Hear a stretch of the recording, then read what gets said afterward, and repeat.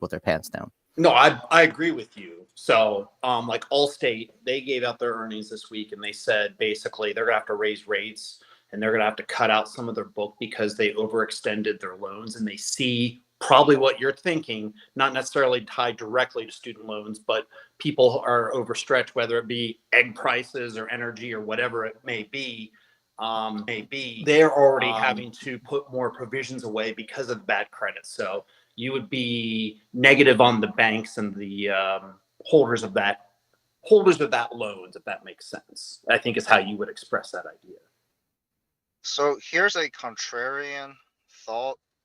I actually read your thesis is actually very valid.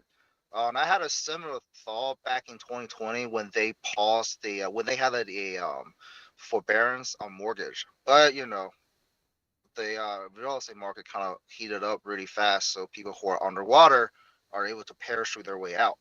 So with that said, I don't know if the auto market is gonna have that kind of catastrophic disaster as we might think that even gonna come close to 2008. Mostly because if you lose your car, you can still live in your house.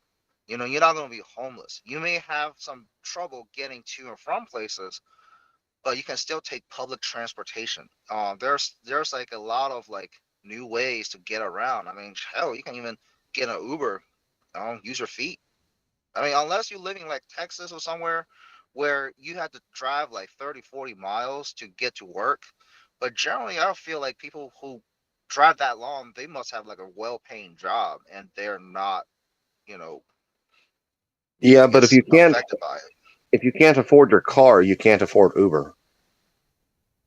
Well, maybe. Like, look, if you're paying like $400, I used to work at CarMax. This is back in 2012, like part time, and we have like motherfuckers with 35% auto loan on like a 2008 Toyota Corolla, and we were told by our general manager to smile at them, say, "Oh, that is such a great deal." I'm like, this is the biggest little shit I've ever seen, but apparently that's the script. So one of the companies I might look into is called CACC. It's the credit acceptance. Basically, those are for like subprime of the subprime for auto loans, where you get like 50-60% interest rate. I don't even know how they live with themselves, to be honest, because they're literally like legalized loan shark. Predatory. That's what it is. It's predatory. Holy shit. So Yeah, $5 billion market cap. So I want to be clear about something. I'm not saying people are going to lose, the student loans will resume and people are going to become destitute and lose their car and lose their home. I'm just saying I think you're going to find for people who got new vehicles, that student loan price that they now have to pay probably matches that monthly payment on their car, and that's probably how they're going to have to adjust. And so the used car market is just going to get filled with all these 1, 2, 3, 4-year-old vehicles that people were picking up thinking that they could afford that are now coming back into that market and screwing up the market. Oh, and to the guy who used to work at CarMax, thank you for your service. Here at Wall Street Bets, opinion holds used car salesmen and veterans in the same light. Thanks. I feel very proud of your statements. But yeah, no, it was a very interesting experience working for CarMax. It's not the traditional used car sales, to be honest. We're not coke heads because we literally have a flat commission on selling cars. You can buy like a Maybach or buy a Corolla. We make $300 per car. Somebody makes that kind of commission, but we don't. So just throwing that out there. So I just want to say, even if people's monthly, cost increases, you don't think they're going to keep their cars that they need? Like a lot of people need cars. Like it's like a necessity for people. They're not going to give it up like freely. It's going to take. Right. It's going to take I a mean, lot. I don't think they're gonna. Go ahead, Rad. I was going to say, I don't think they're going to want to. But again, I think, let's say your student loan was $500 a month. That's what you were used to paying. I think that's been paused for a long enough time that people are sitting there going, oh, I have an extra $500 a month because my brain hasn't put 2 and 2 together that will resume. Hey, I can afford a new car. And oh, this car is going to be $500 a month in payments, but I can afford that because I have an extra $500 a month. And they're not making that connection that, yeah, but when your student loan resumes, now you've got to find another $500 a month. I'm not necessarily saying they're going to want to give up the car. I'm saying that I don't think people are doing that math to realize, like, hey, you've got a monthly bill that's going to be a big bill that's coming back, and you don't realize it. That is 100% how grad students think. Yeah, I will agree with the thinking. The question I have for the thesis is basically, do you actually think student loans are going to restart anywhere before the next election cycle? I don't know when they're going to restart, but what my feeling is, whenever we hear they're going to restart, to me, that would be a clear signal of, okay, now I can expect in 6 months to a year, things are going to get bad, because now all these people have high monthly bills that they were not calculating into their life. Because if we know one thing about humans, once they get more money, they tend to spend it and adjust their spending accordingly. They've already announced it, but I mean, they've kicked the can down the road so many times in the last years. I think maybe it's supposed to be in June, but they just did that in the last month, kicked the can down the road again. So it's hard to take that as a solid date. So I get your thesis. I think there'll be more defaults than people just selling their cars just to get cash. People are going to sell their cars just to get cash. They would have done it when the values were higher. If you believe in proper market dynamics, the values have already fallen through the floor and they will continue. So, puts on Carvana, right? No, I'm just kidding. I know it's crazy. No, I mean, you're right. Like, that's another side of this equation. Say, like, if you bought a car during the last 2 years, you probably bought it for $2,000 above what it's going to sell for right now, even if you didn't drive it one single day. Depreciation plus the fact that prices have gone down. Is it worth it to even fucking sell a car and rebuy another car at this point? And it doesn't necessarily have to be in cars. I just happen to use cars because I think that's where people could maybe try to make that adjustment, and that's a similar monthly bill. I'm just saying people have a giant monthly bill coming back that they're not planning for and that they're treating like will never exist again. And I think that's, again, credit quality, I think, is the idea you're trying to express there. And again, the banks over the last few days have said that they have to add to the reserves, which means less money they can invest or shuffle back and forth and then make a little bit of money off of us. So they are already doing that right now. So I think it is being shown. So 2 ways. There's some actionable items you guys can look into. One is you can FOIA the Freedom of Information request on like the United States Division of Motor Vehicles, just to see how many vehicles were registered in the past couple of years, just to see like how big of a magnitude we're talking about. And then I guess really the second part is just kind of hire an actuary. I'm not say hire an actuary, but speak with someone who's actually like in the actuarial field, because they do the risk adjustments when it comes to finances. And that's how like these interest rates are being adjusted by these banks because of the actuary. And then the third option is looking to like Navient and then Discover. Discover used to push out a bunch of student loans and then they got hit with fines. So like these are like some of the companies that are exposed to some of these risks. So they're going to be affected pretty bigly, and that could get some price action going.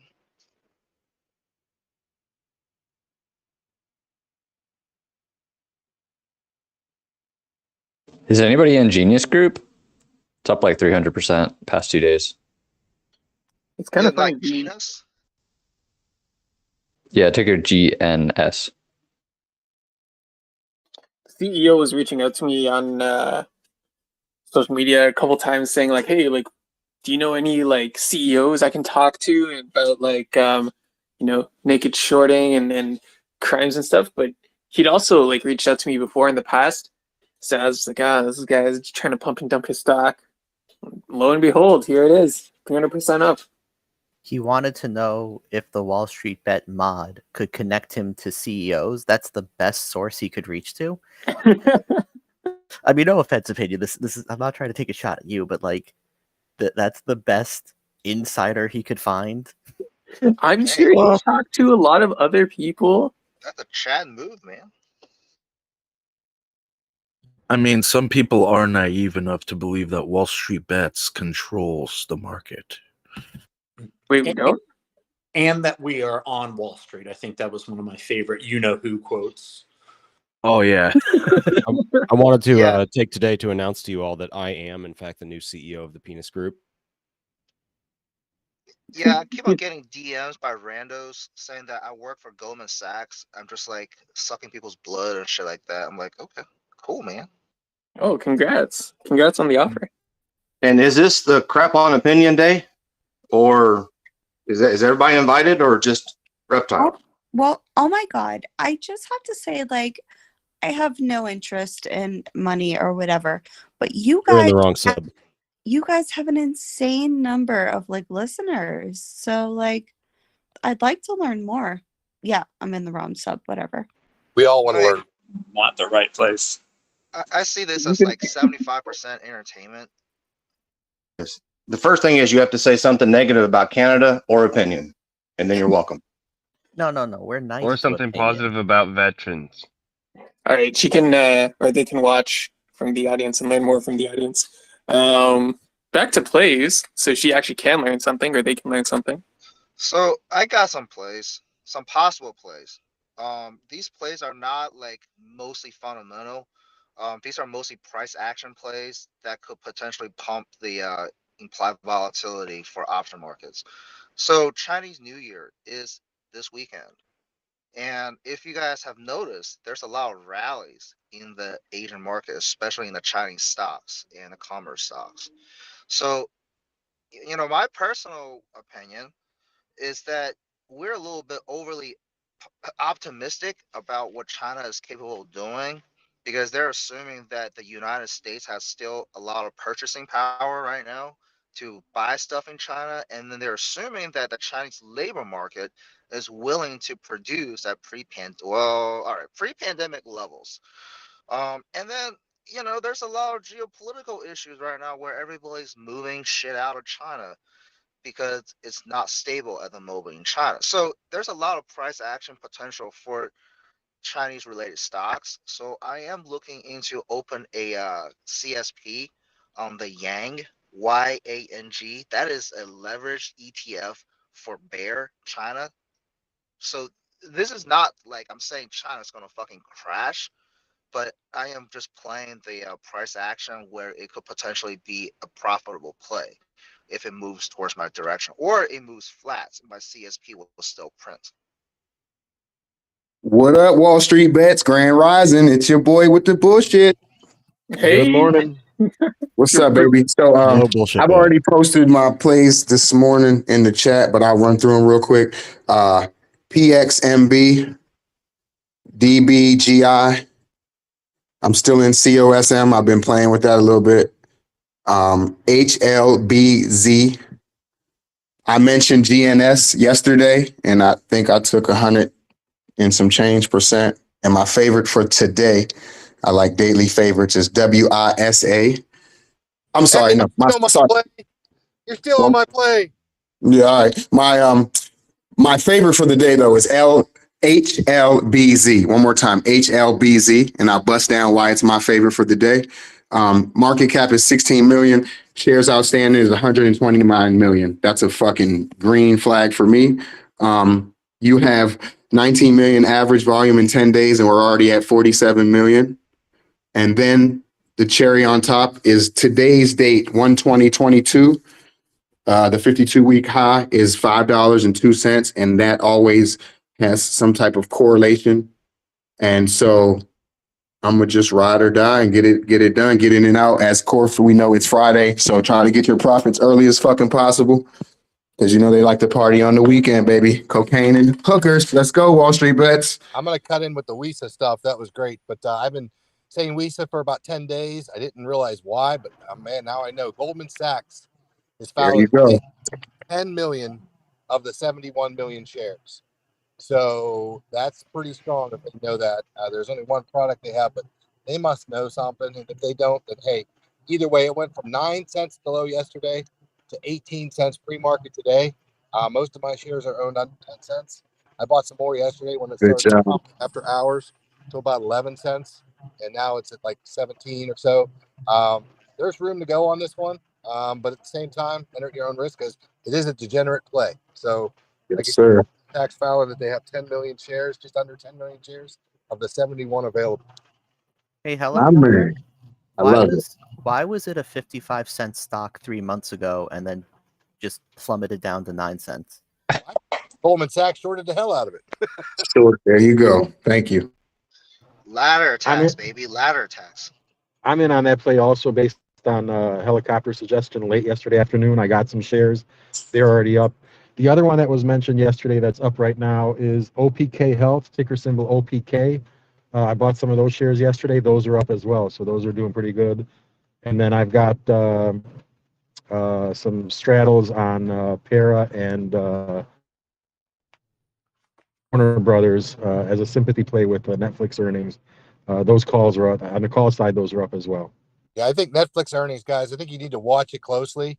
I see within 2 to 3 weeks, Netflix being under 280. They did have a lot of revenue. They had a ton more costs, and their overall outlook for the future was pretty bad subscriber wise. They didn't have a high new subscriber quota to hit as far as the street was concerned, and they hit it pretty well. But I mean, 7 million when they were only expected to get 4 million when there's a billion people they could have attacked and got in there. It doesn't seem like it was very good growth quarter to quarter. So a lot of people I'm speaking to thinks 280 by February 3rd, possibly 260. They were taking 260 puts February 3rd yesterday. Of course, they're not going to be up yet today, but it's almost like it double topped at the 335. So my thought is I'm going to go with puts sometime today on them February 3rd in the 280 or 260 range. Okay, helicopter, you're insane. Yeah, I Because was. if you haven't heard, the recession is canceled, according to Dumb Money on Twitter, and so you should ape into shit. And it's risk off right now because the VIX hasn't even really broken 20 for like I don't know 3 days. So basically you should just go hard into streaming services, Meta, like any risk off activity. But I'm really happy that Netflix was a nothing burger. Hold Anyway. on. Robinhood said that Netflix must.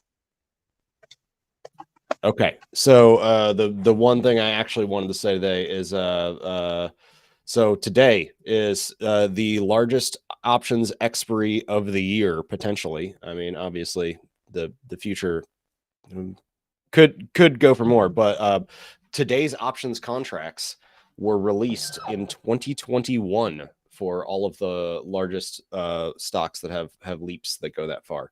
So the maximum pain for the SPY today is at 390.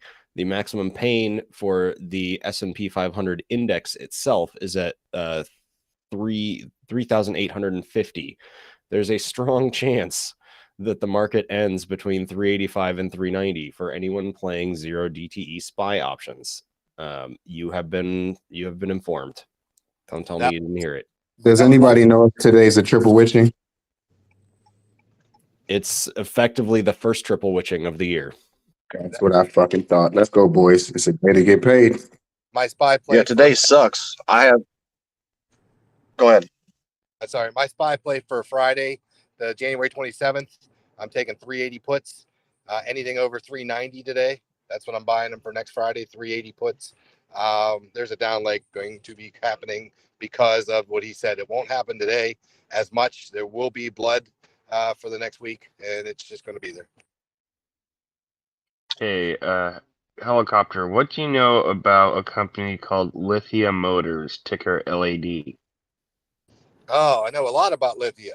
They're the ones that set off the alarm last time when I was calling the Auto Nation play. However, the Wall Street Journal ruined my play and made everything in the market go up. But however, Lithia is very strong new car wise. They bought up a lot of car dealers in Western Pennsylvania here in the last 5 years. They are selling the ones that aren't profitable. They're mostly new cars. And I think that cars are not hurting this month, but the last quarter was bad for all of them. So when they all announce coming up here for their earnings, it's not going to be great. I don't know what they're going to do with their outlook, though. What do you need to know specifically on them? Hey guys, sorry, real quick. It is not a triple witching. The first one is on St. Patty's Day this year, so I just want to make sure we get that correct. It is not a triple witching in January. Well, I was starting to look into them because I saw those commercials for Driveway. I'm like, oh, this is like Carvana. I wonder if I can short this company. And then I looked into it a bit more. So they have a bit better thing going on than Carvana because they actually do own some physical dealerships and they will service your car with Driveway. And then I also looked at the fact that it's got 98% institutional ownership. My gosh. Yeah, that's what hurt the auto play as well. Everything went with the market because of the institutional ownership. But they're mostly new cars. I think they're about 60 to 70% new cars. So you want to watch that because until the new car market falls, which it fell a little in December, so they're not going to have a great quarter.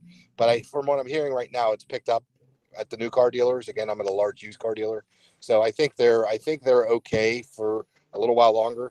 I wouldn't attack them. As far as the used car market, we saw CarMax doing okay. We saw America's Car Mart doing okay on their most recent earnings. So, Carvana and Vroom are really just the ones that have the bad business model. Carvana's hoping ADESA saves them, but the auctions weren't doing very well last quarter too. So, I don't expect anything well from Carvana's February 22nd earnings report. Yeah, I was looking apparently on specifically LED, the ticker we're talking about right now. Morgan Stanley has a price target of 198 on them, and they just lowered it down from 200 like on the 17th. Yeah, them, SAH, GPI. God, there's about 5 more of them that we were playing. AutoNation, AN. There's a whole group of the new car. I call them the new car. Penske, PNG is also one of them because I think it's PNG. I'll have to look it up again. Or PAG. I'm sorry, PAG is Penske. Penske Automotive Group. They are all new car dealers mostly. Penske does a lot of truck rentals and truck sales too, meaning like the heavy duty trucks. So they're all in it together. So once the market goes down, they all go down together. I tried to play that play again. It goes with the market. The earnings were bad on all of them, especially Lithia. Lithia was the one that brought them down for that first week of the play before AutoNation went there. So, but they're all heavily institutionally owned. So I would just be careful with any of those plays and if you're going to play them, might as well play SPY, I think. Thank you for the information. So also from the healthcare space, anybody saw that big headline about CMS investigating overuse of antipsychotics in nursing homes? Just kind of like a quick rundown of who produces antipsychotics. ABBV, AstraZeneca, Eli Lilly, Bristol Myers Squibb, Johnson and Johnson. So these are just some of the big names out there that make antipsychotic medications. We probably need it after playing the market the past couple months, but that could be potentially big because the use of antipsychotic is going to be limited, even though it's a justifiable use. This has happened for opioid. This has happened for benzos. This has also happened for a lot of they call like the hypnotics. So what does that mean? Well, keep an eye on the pharmaceutical sector because right now people are going to be picking the better medications and the more profitable medications. Probably looking at the orphan drugs that still have a long label and I guess oh my gosh, intellectual property expiration tag. And also obesity drugs.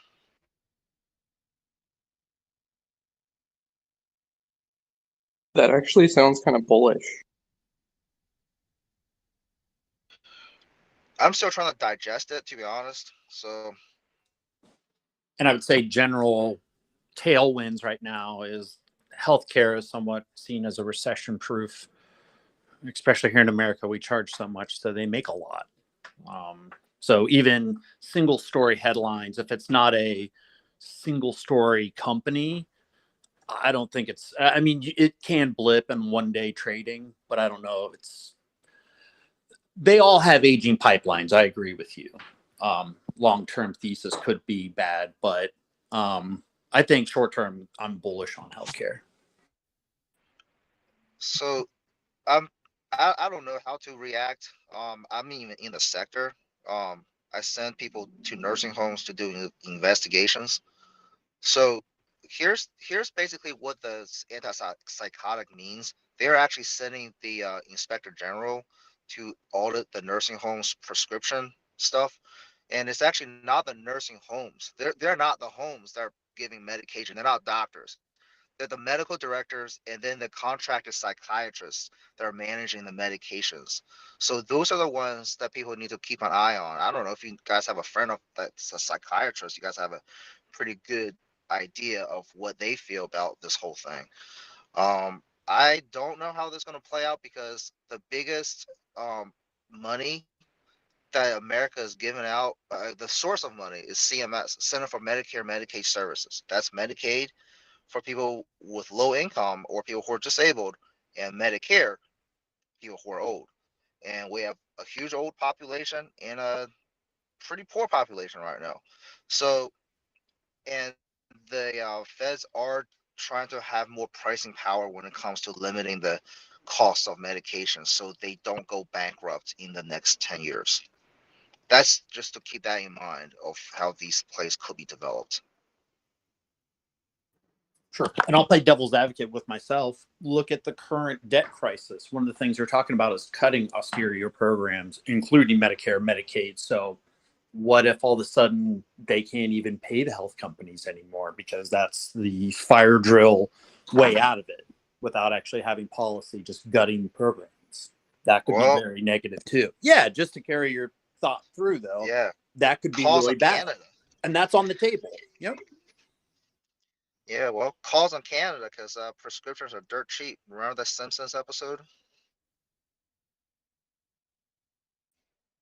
I don't think antipsychotics are much of the business portfolio.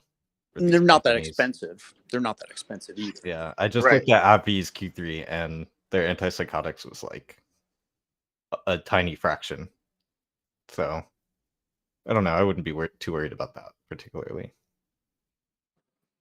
I don't remember who the guy was yesterday who mentioned Boyle, the liquid gas ETF. It's up almost 6% in pre-market. Anything under $10 is a great buy for Boyle. Natural gas only has to go up from here, I believe, through February and March. So with cold, it did the same thing down at 10.20, 10.30 was its low. Hung in there for a while, and now it's at 42, which is, the bearish natural gas. So it's a reversal time. So you could either short cold or buy Boyle. Just a suggestion for anyone who wants to do cold or boil. They are already 3x leveraged, so you don't have to do options. You can actually do shares and still get some leverage on it. Just a thought. Yeah. Was that you, OK Helicopter, who mentioned Boyle? I've been mentioning them for about a week or two since cold hit 38. It's about time. I've been loading up on some. Every time it goes under 10, I buy some more shares. So here's an interesting tad bit not everyone knows. I've talked about my family being in the coal and energy business for a while. When we have these crazy temperature swings like we had early December, and then it goes warm again, and then it goes cold again like we're having right now, including the Northeast, that's what drives the price of coal up. That's what makes the power plants. So this is actually very bullish, the way our weather pattern is. Just because it's not cold all the time, that's not bad. Erratic weather actually makes everything, it fattens up the margins. So I would agree with these plays. I think you mean boil because cold is the inverse. Yeah, cold is bearish. When natural gas goes down, cold goes up. Yeah, well, I followed you on that play. I think a couple days ago, I bought some at over $10, and then I bought some yesterday when it dipped down, or the day before. I can't remember, but I think I'm in an average now at 9.85. So Yeah, my plan's I'm very- $9.50. I'm buying more. If it goes to $9, I'll buy about 20% more.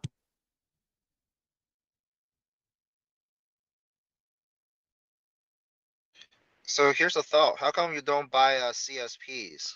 Because I figure you might double dip on profit.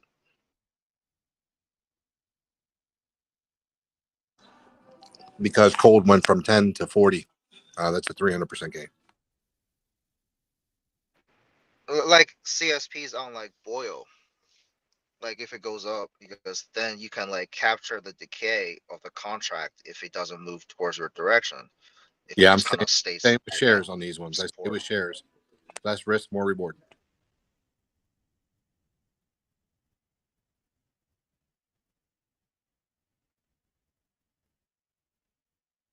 Yeah, I bought just shares. And then on contracts, I have 20 expiring today on SQQQ $56 calls that's going to expire worthless. So if you guys could tank the market, I would really appreciate it.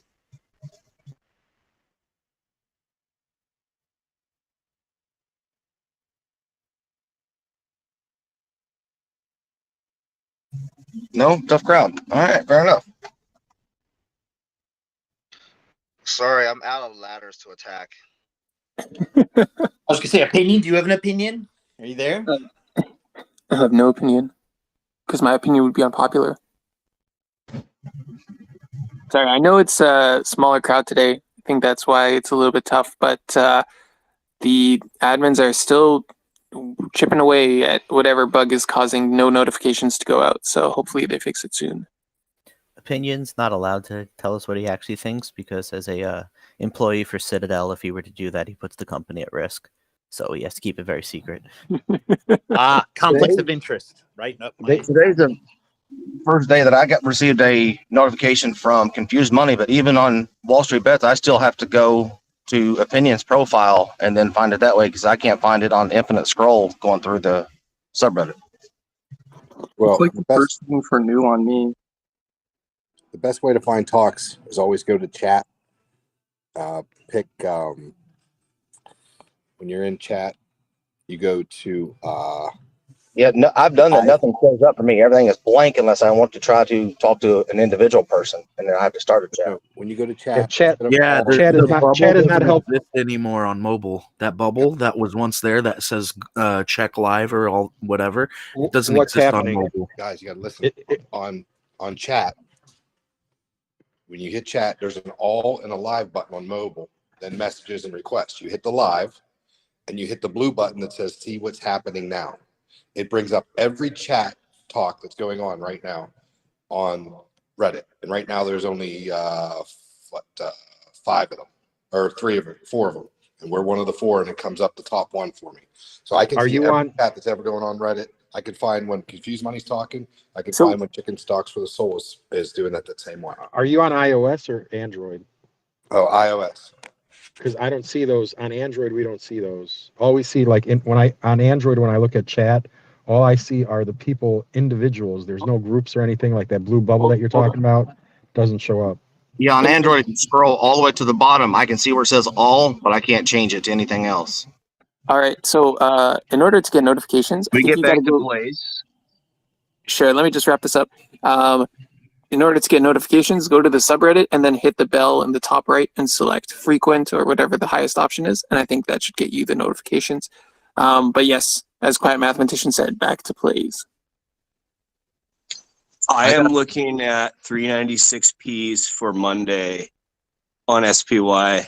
I have 6 of them, and average cost about $100.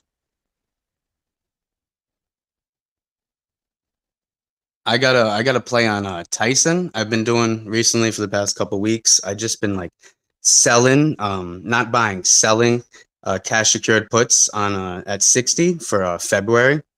The volatility today looks about 34. It's pretty high. Historically, it's coming in at like 19, 20. The delta is like 24%. Theta of like $3.39. So I'm hoping if Tyson can take a little bit of a dip on the open too, then I'm gonna just try to sell those open and buy them back hopefully early next week. Nosebite puts. I'm down. You're selling cash secured puts. Are you running the will strategy?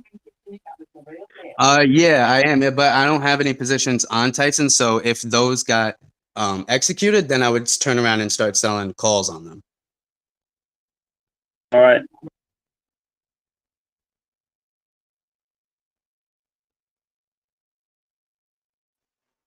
Any opinions on SPY direction?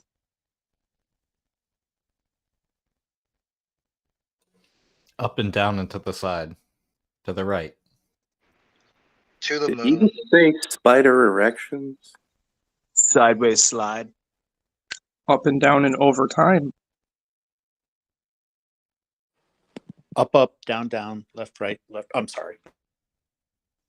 AB select start.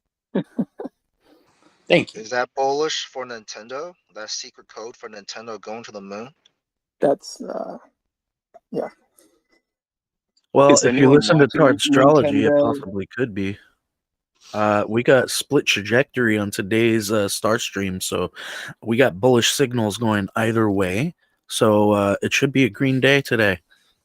Hopefully for Nintendo, I guess.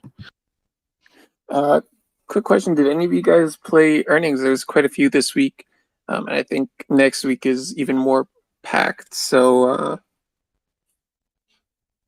Just Oh, waiting for y'all want some Amazon. earnings condors?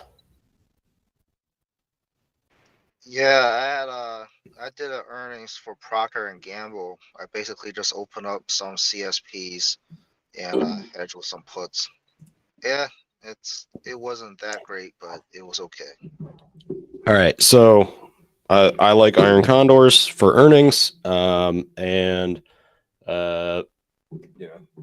you can make them as wide as you want, but I've got plans for next week. Google short the 85 and the 105.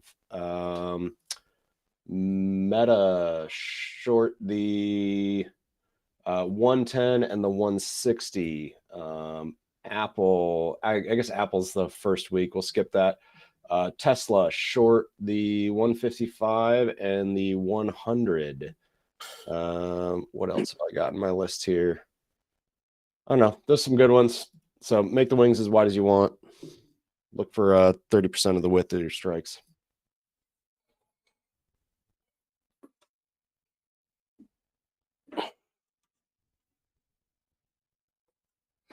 So you think it's going to stay flat during tech? I think a lot of things are gonna move and then go right back. The rest of the movement's gonna be driven by market correlation. My humble opinion, that's where I'm putting my money. I'm with Nate on this because everybody set the bar so low for this year that if you miss your earnings, they're still gonna give you a participation trophy and throw you a fucking bone. So they're gonna pump the IVs sky high, just like to fuck with YOLOers, and that's pretty much it, man.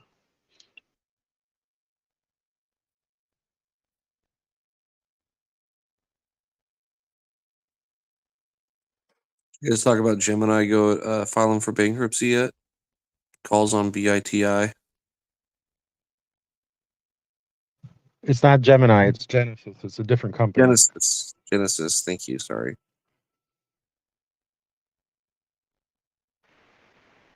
Unpopular opinion, I think Coinbase is actually going to do pretty well in the next few years.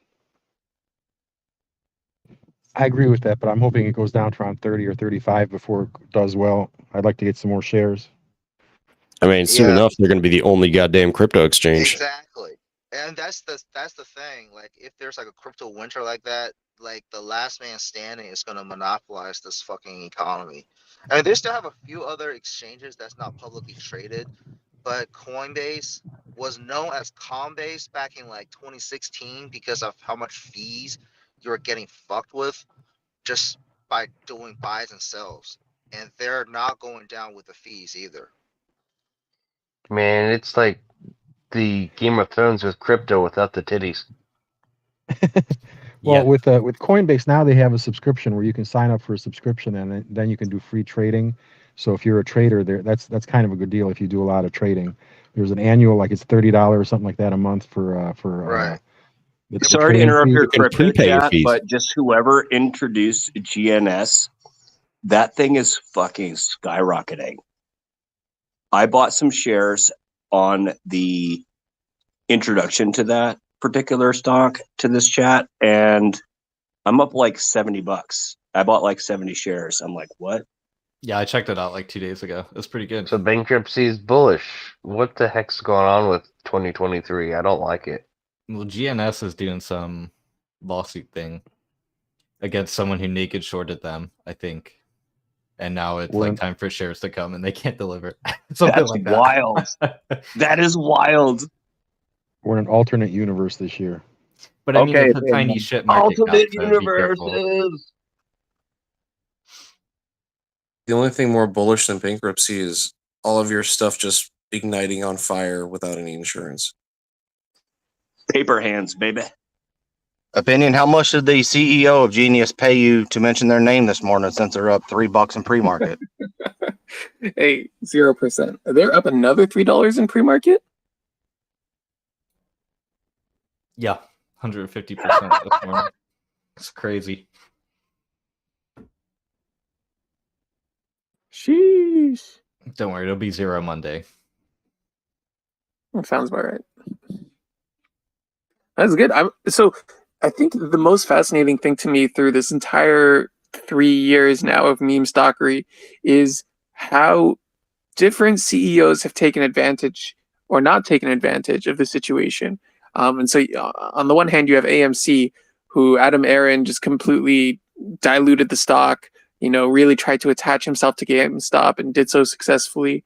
There's a bunch of companies that tried to attach themselves and didn't.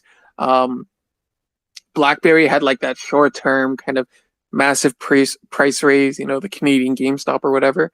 And then GameStop, where, they didn't capitalize on it too much. I mean, they released the NFT marketplace, so that kind of survived a little bit from the hype.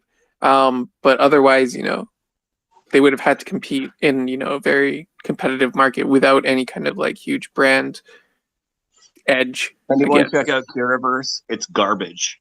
They did do a share offering and pay off all their debt just before a recession and interest rate hikes, so that's pretty good.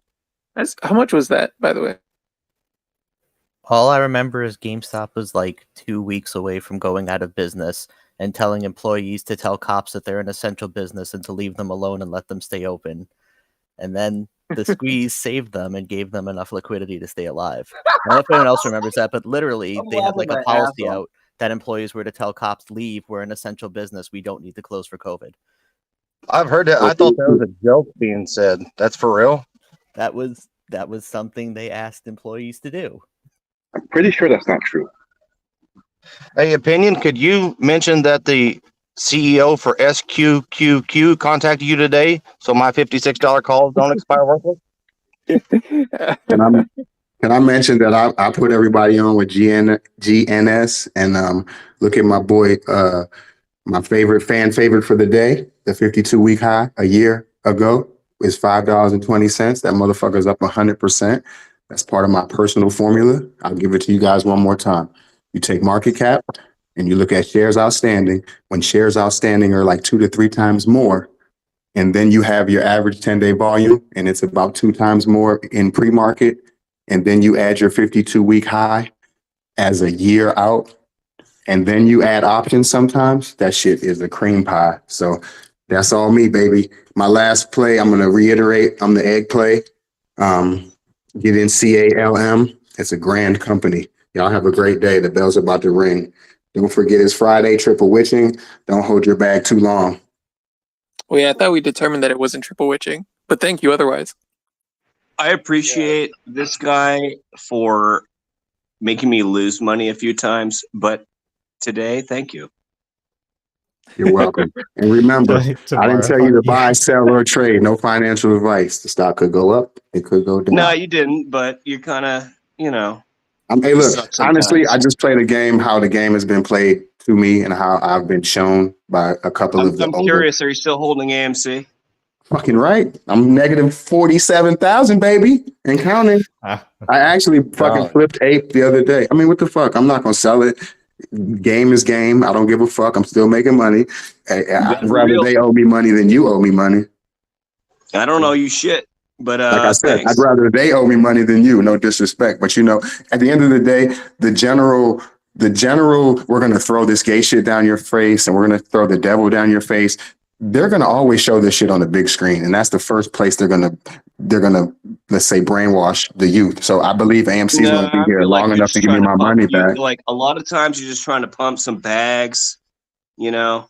No, I'm not pumping no And bags. I work for and myself, now you know bro. what you do offer a good couple plays here and there, but What do man, you offer? Hey, fellas, listen. I don't think he's pumping Well, bags. If you Google pre-market Thank you. gainers and Thank look you. at the stocks, that's the one that he shouts out That's on what here. the So fuck I'm doing. I it's run the momentum All plays. right, volatility. I all right. run a Momentum scanner. plays, hold, fellas. here hold we up, hold go. up, hold up, hold up, hold Hey, up, hey, hold don't up. be a drag, guys. It's a Yeah, Friday. I can want to we be can we happy. not get all dramatic? Like we're Yes. adults. Sometimes we follow good plays. Sometimes we follow bad plays. It is what it is. Let's move Yeah, on. It's all good. take it off air. That's what a Take it off shill air. would Go into the say. octagon, Calm the guys. fuck down. I'm sorry you're not getting no money like we getting money Oh, over here. My Jesus. apologies. No, Hey, stay. I'm We're also not. long the We're At game not. a of him being negative, Disney. how much gain on AMC? What? Wait, what? Opinion, can you mute these guys? Has Hold those anyone bags a little harder. Time to mute. has anyone looked at Six Flags today? That popped up on my list this morning. Nah, too cold. All right. Cold. So I want to bring up a discussion. Does anybody follow Brazil at all? Are you talking about like PBR or their market in general? The ETF EWZ. Yes, I mean, what I do. exactly is going on geopolitically there? Because according to the I guess the information, the financials, they're producing 13% dividend, and that is a country's ETF. So it's not like some shit stunk. It's the ETF of a fucking country's GDP. Well, not precisely, but it's a pretty major ETF that's producing a big The dividend. citizens are trying to oust Bolsonaro. Which is Well, some of them.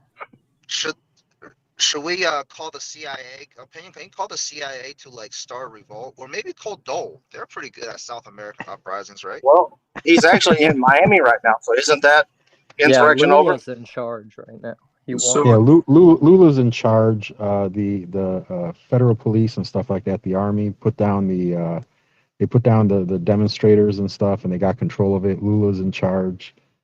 I mean, I've been investing in PBR and the EWS. Brazil is part of the BRICS, so that's Brazil, Russia, China, India, that kind of stuff. So they're tied into that. They have oil. They got huge natural resources. I mean, it's in South America, it's an economy to contend with. And as long as they don't go crazy with the social programs and overspend, I think they have a bright future ahead of them in terms of trade as well as energy production with PBR. Yeah, I'm looking into like going in there, going in that economy to do a deep dive, but I just have no idea how the fuck these governments work down there. So here's the thing: EWZ is it's an ETF, and their main holdings are Cia Vale. And excuse me, I don't speak fucking Portuguese, so if I'm pronouncing these wrong, Cia Vale, which is a mining company, and then there's various parts of Petrobrazil. So Petrobrazil actually trades under like 4 or 5 different tickers down there. Then they also hold all of the big banks, Unibanco, Brazil Bolsa, and Banco Bradesco. I don't know. But so like the ETF actually represents a bunch of these government, partially government owned companies. And so if they go more capitalist, then the ETF is happy about that and the price goes up. Yeah, I was trying to just like buy a few shares to get their perspectives and see how it. Well, I guess you can look it up anyway, but yeah, I just want to Yeah, keep it on the you can look it radar. up right on the iShares site, iShares.com. Yeah, and I'm just trying to figure out that dividend. Is that from the PBR special dividend? Is that why it looks like it's so high, or it's always No. like that? A lot of the stocks that are in the underlying pay high dividends. Like look at Vail, and if you're buying EWZ, you're pretty much with buying. If you buy 5 shares of it, you pretty much own a share of Vail. Shit. So this is like recession proof, inflation proof, maybe. Lol. Exactly. Wait. So So is can I, GameStop. like, can I buy shares of that? Go to Brazil, be like, I own you guys, kind of thing. Yeah, in the same way that you can do that with Apple. Vale Speaking of is a GameStop, I good don't. company though. Just on a side note. Speaking of GameStop, today is the day that it has massive open interest expiring with their options. That's all. And what's going to happen? Is Musk coming? Are you going to DRS those shares more? I'm expecting a lot of volatility next week, and I think that if you were to open up some contracts, well, I got some calls because I'm expecting a lot of movement. Is Musk coming? I need to know. Next Friday is the 2-year anniversary. Hopefully then. OS is I don't know, it's marching forward every fucking day. My feed is filled with purple circles.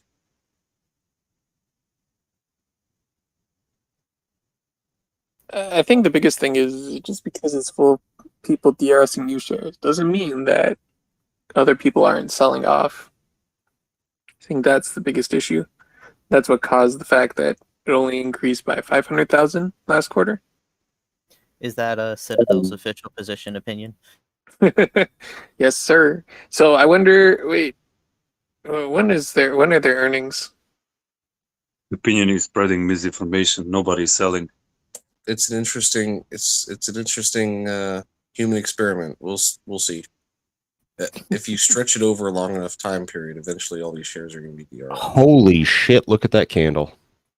All right. So only play for today is going to be HLBZ. $50 puts on VXUS expiring in April. That's it for me.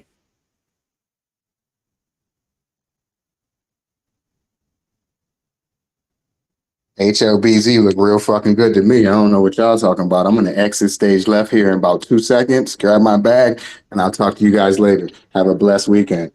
Bang. I wanted to say in your defense, I even have on my profile, I hope to be right 51% of the time, which means I'm wrong 49% of the time at least. Why you guys are all upset about it? All he's doing is naming off the most volatile stocks pre-market. It's like literally he's just That's not all I'm doing. I'm losing money too. I'm stuck in a couple trades now. I ain't fucking winning money every day, but my scanner scans it. I'm playing it what it's worth. Get in and out. I can day trade, so I get in at 7 a.m. I'm in and out. I'm not always winning money, but I'm not always losing. I'm definitely over 59% on the year. I'm up about 2,500, but I'm holding 3 different bags because I fucked up.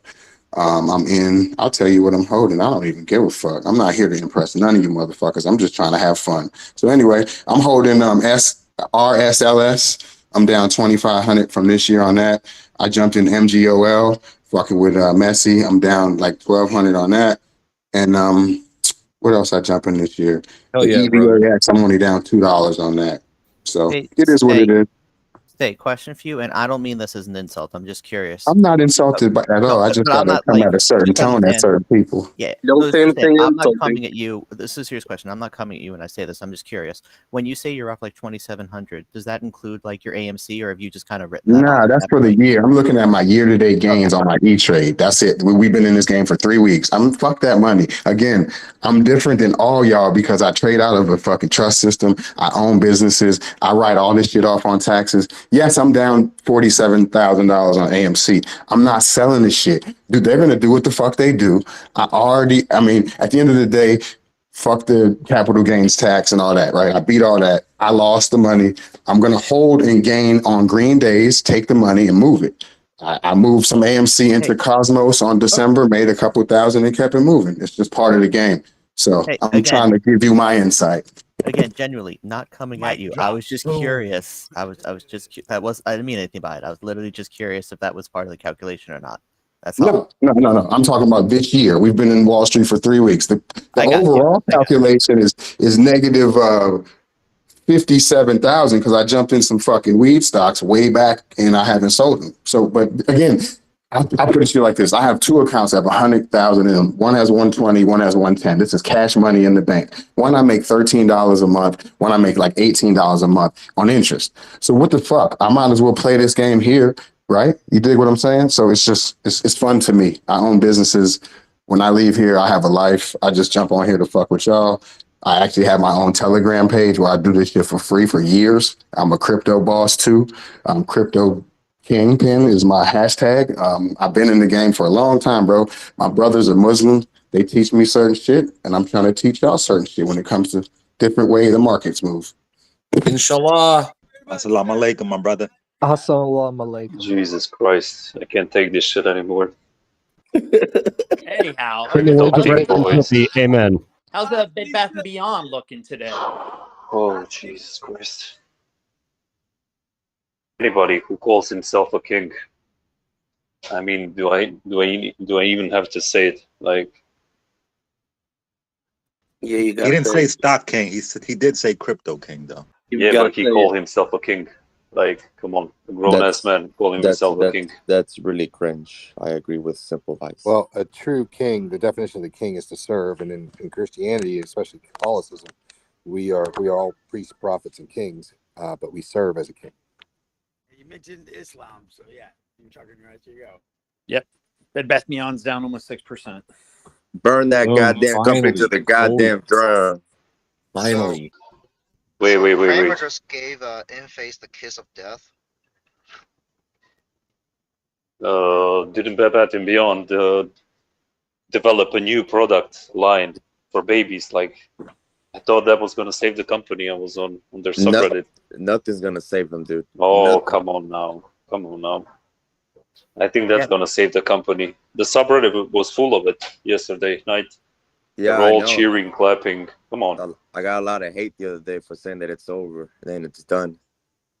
Again, I think did you're my just a first-hand hater and a research. hedgy. I did my first-hand research. The one by me said they're not shutting down, and the shelves are low stocked because they're just having a little inventory problem, and they'll be filled up real soon. So it is definitely to the moon. I'm going there this evening.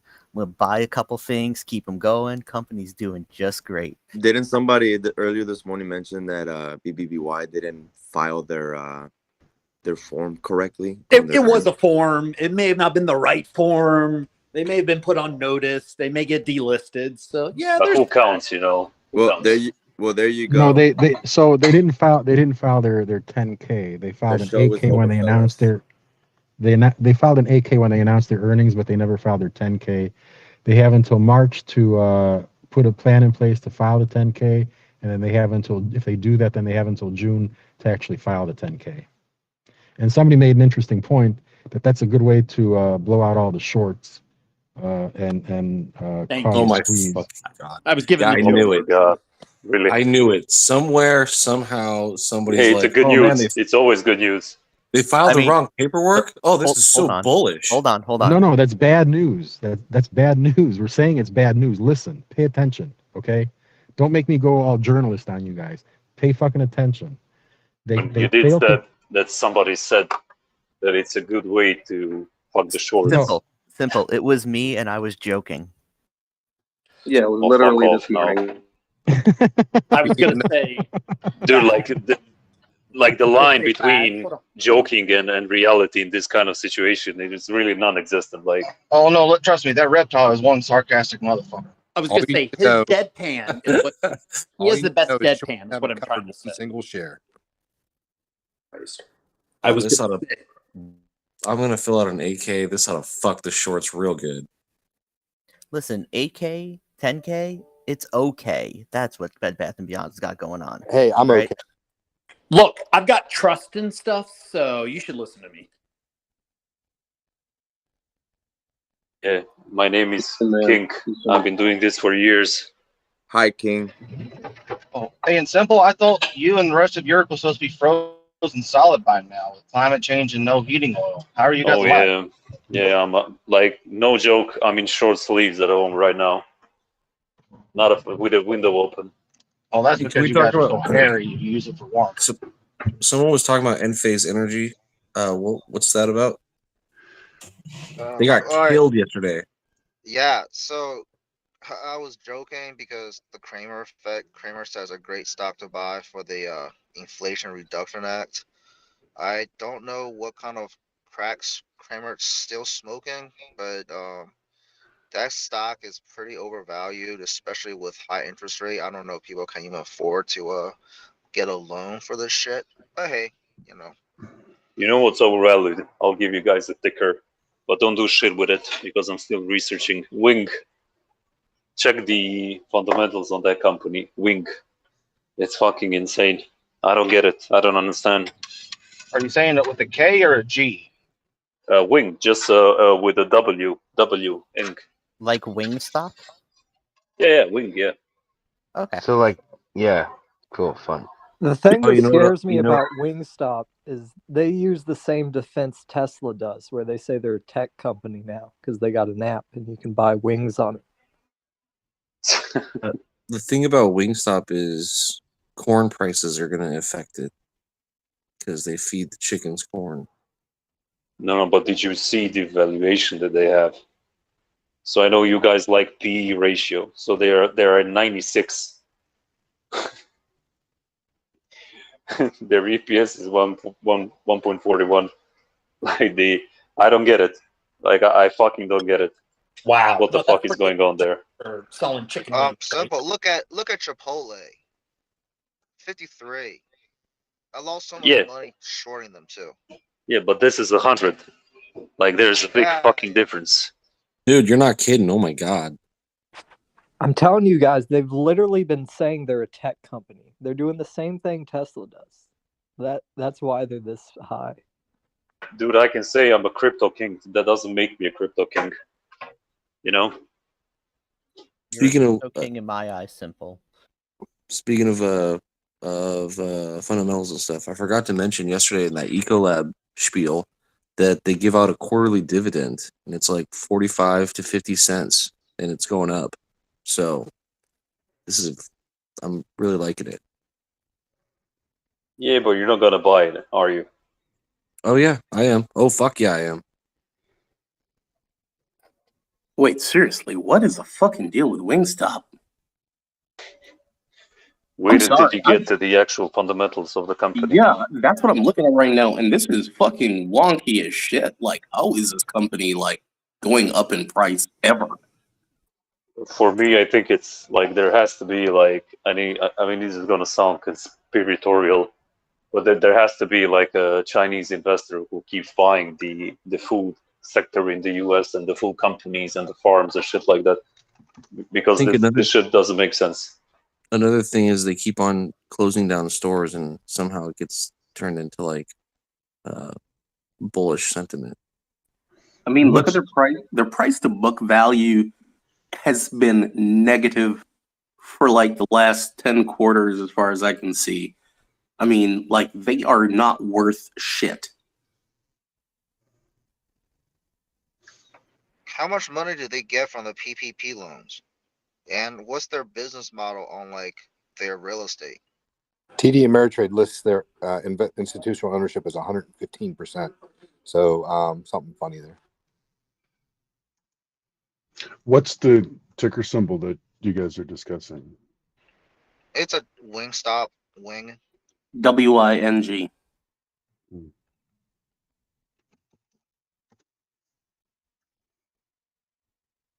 So it could be bouncing it back and forth as collateral, and they overbounced it.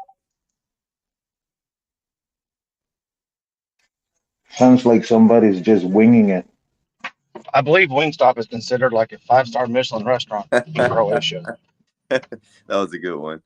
Have you had their lemon pepper? I mean, it is good, but yeah, that stock price is ridiculous. So looking at them on Fidelity, they show that the institutional ownership is 87.22%, and they have 29,916,000 shares outstanding.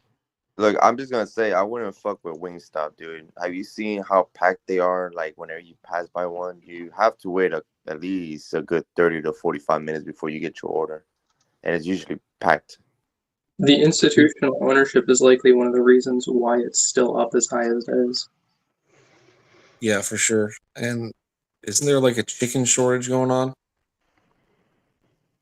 How is that Not- good news for them? Yeah, but that's not. I don't think there's a chicken shortage as far as the meat side is. I'm not saying it's egg, good for. there's a I'm shortage not on. saying. I'm not saying it's good for them. I'm saying it's fucking terrible for them. They're mostly like situated in locations where people can't afford, fancy food and stuff. They were promoting chicken thighs due to the wing shortage not that long ago, but just to show that they're trying to change with the supply chain issues, if you will, not to.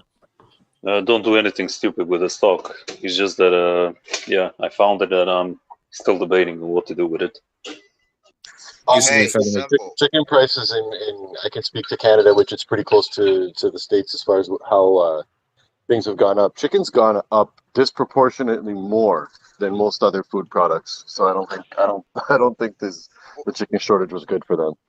Well, I mean, you can only raise your prices in line with inflation. You can't raise your prices in line with what you're paying for the chicken. So, 6 months ago, puts on Wingstop, huh? It's basically a McDonald's, right? If you found a McDonald's with a PE ratio of 96, you'd be like, "What the fuck's going on here?" all right. 6 months ago, it was at $75. Is it just me or I can barely hear Georgia?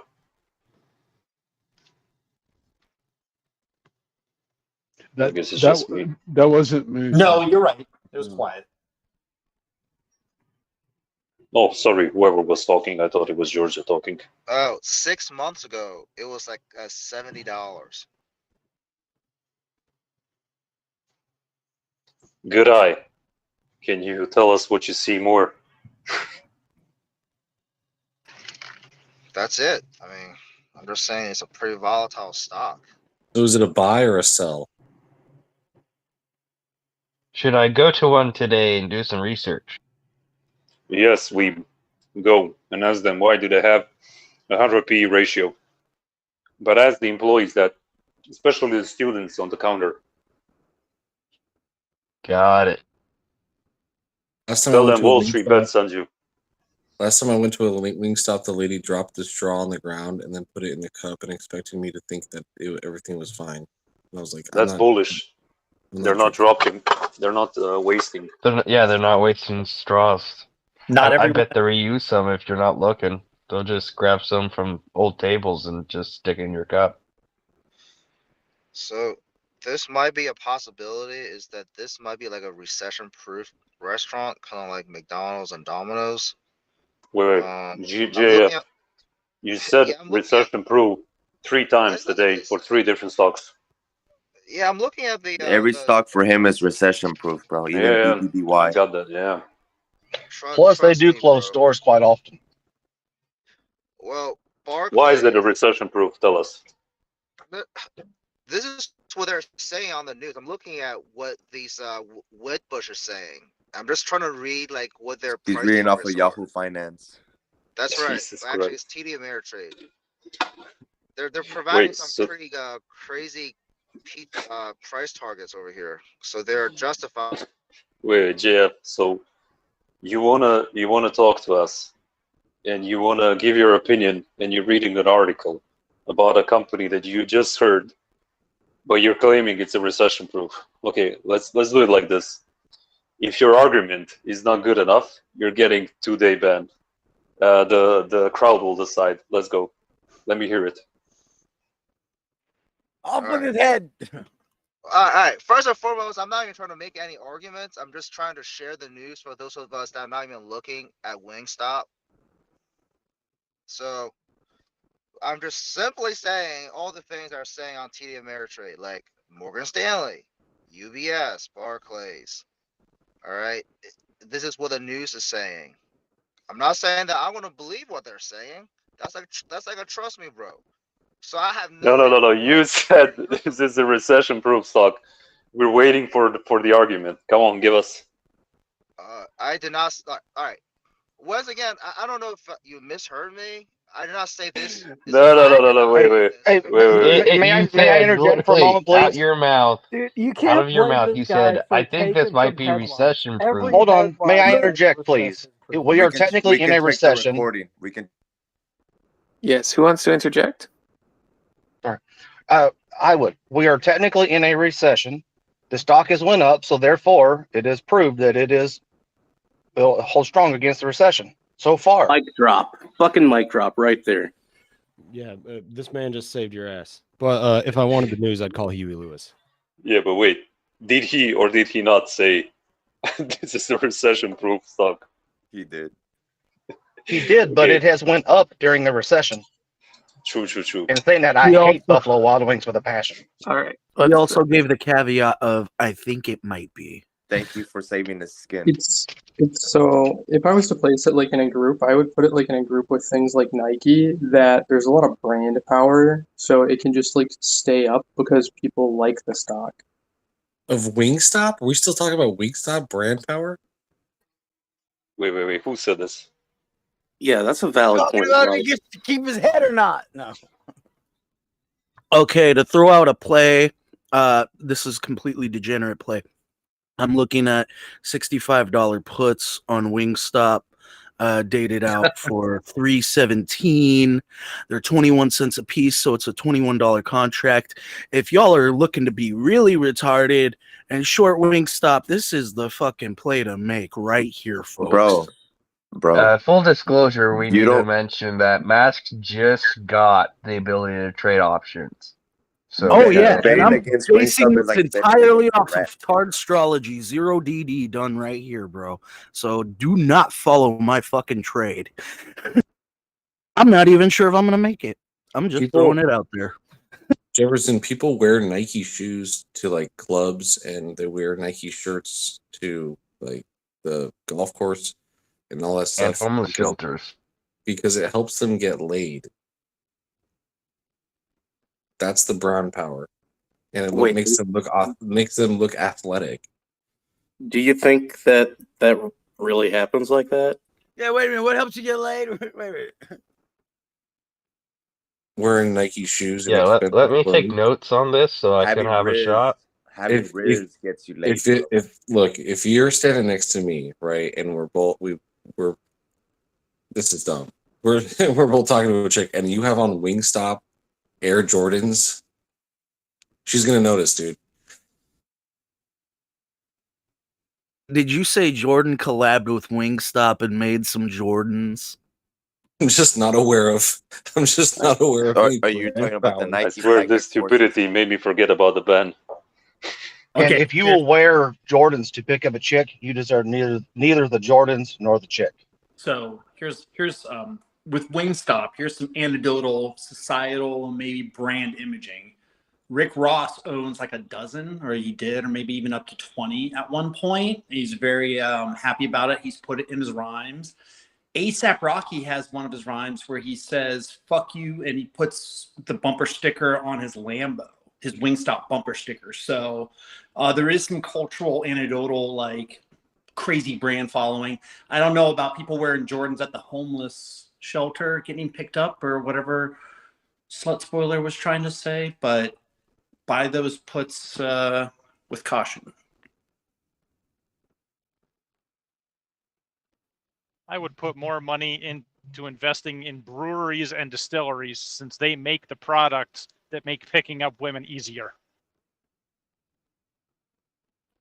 Rick is down, by the way. Update, since we mentioned that a few days ago. Rick is down, but it's up today. At least last I looked at it. So, in the still Newegg.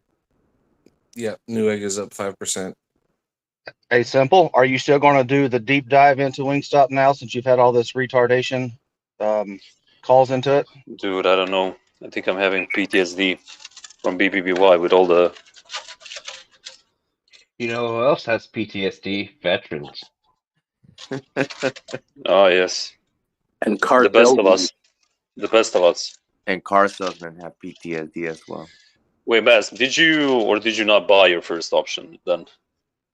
Yes, I did. I And bought my first option, and believe it or not, it was obviously a Lucid option. It's a $10 call, dated an for earnings or 3/3 what? shortly. Yeah, it's an earnings play.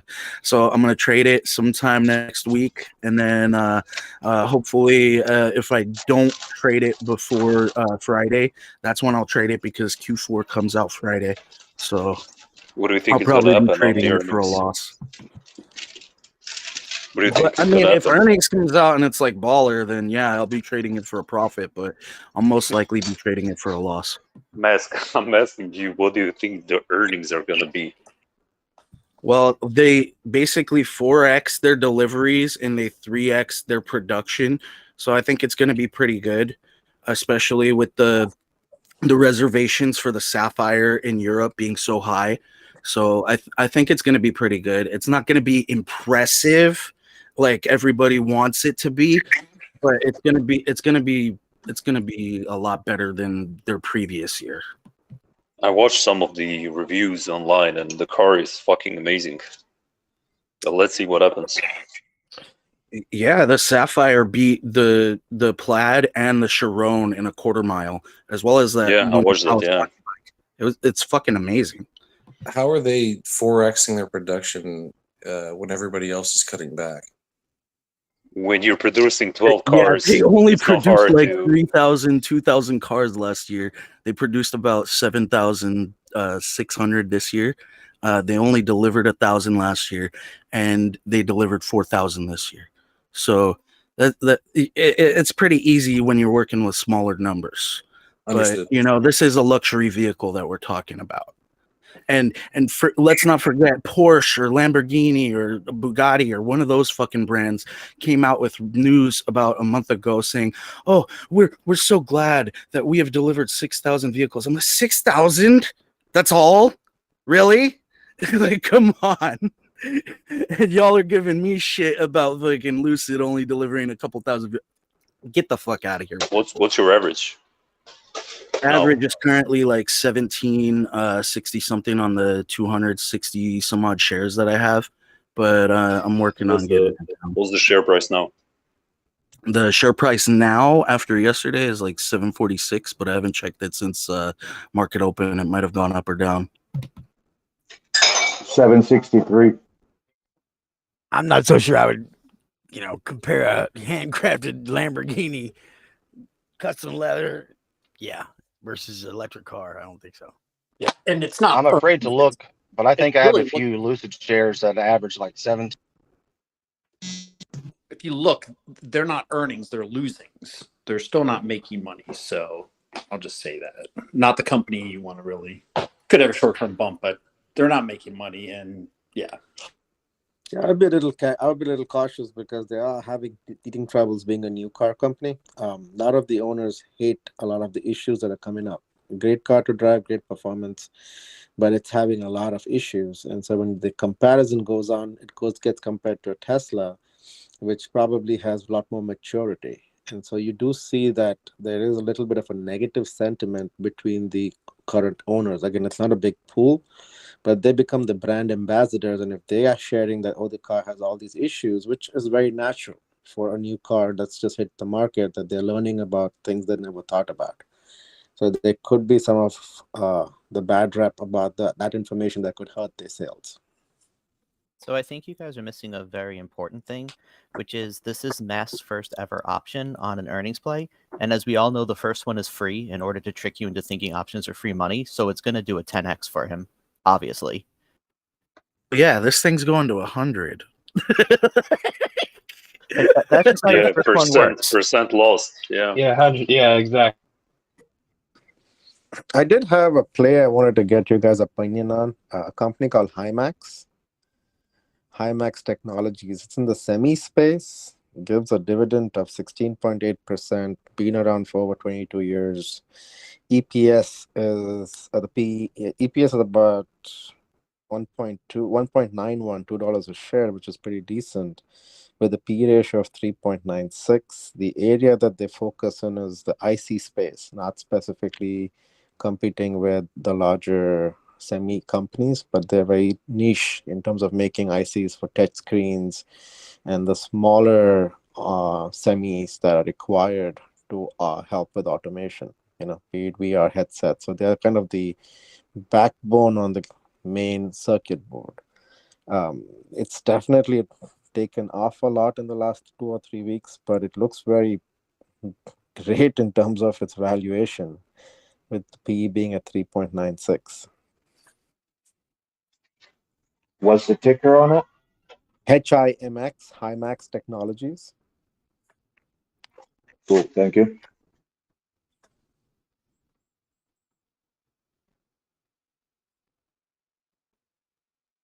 Look at DRTT Go, dude. It already hit $1. Whoever brought that up about a month ago, it's at 30 cents.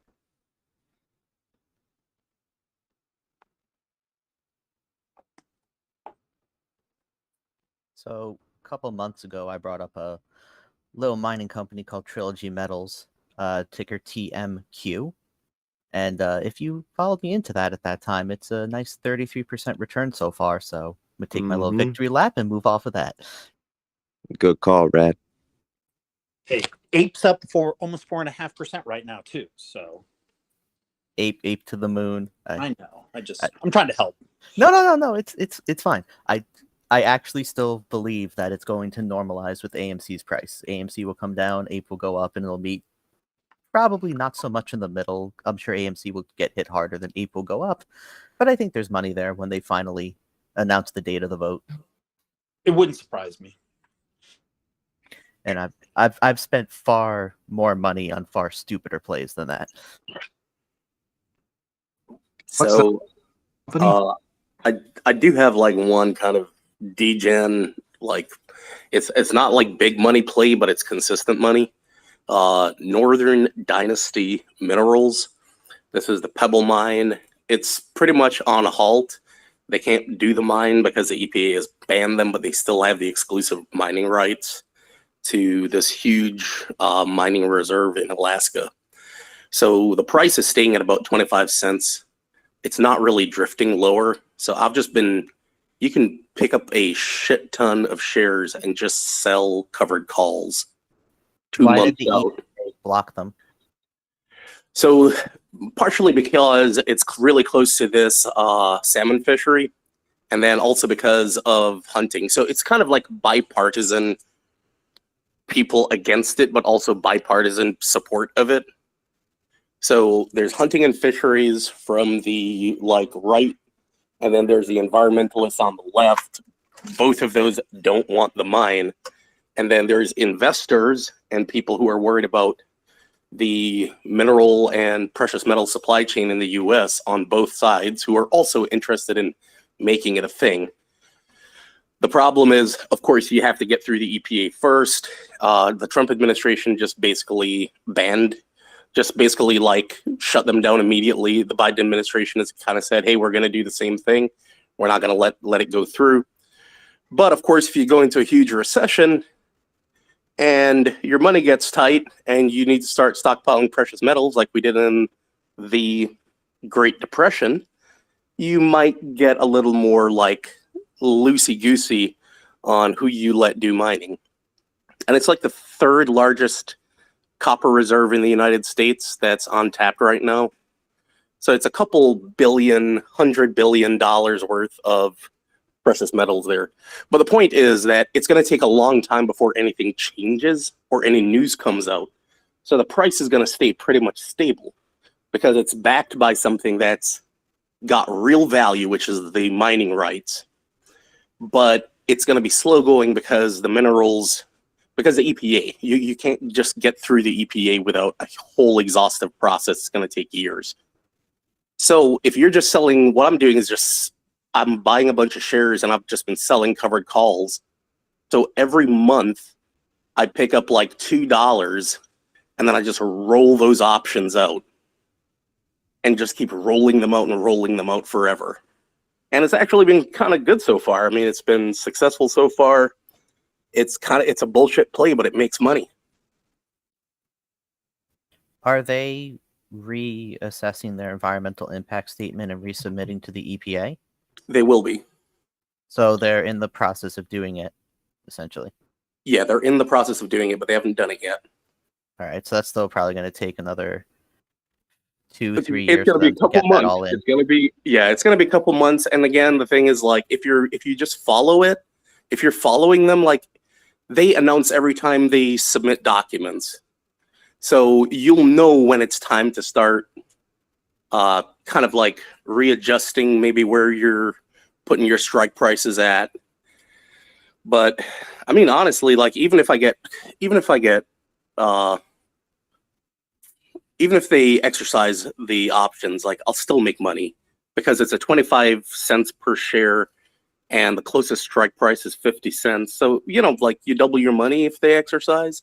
You might lose out on some extra gain if something goes their way, but I mean, it's also not going to tank to zero because, again, it's a couple $2 billion worth of minerals. So that's my play. That's just something I've been doing for the last couple months.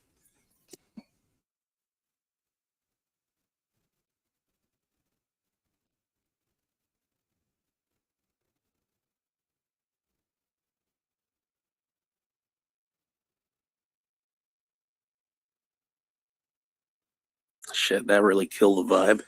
SPY just crossed 390. No, A lot it's of not. people are saying this is where it bounces off. On my list or whatever, O'Reilly popped up for shorting. Is that part of the this automotive pullback? It's not a car. Typically, So O'Reilly and AutoZone only goes up, but that's not guaranteed. Yeah, I've been watching them for a while. They've been up in the 827, 830 range for quite a while, and then finally they started to come down. They come down pretty hard. So I shorted them at, like, I don't know, 820 something or 827, I think.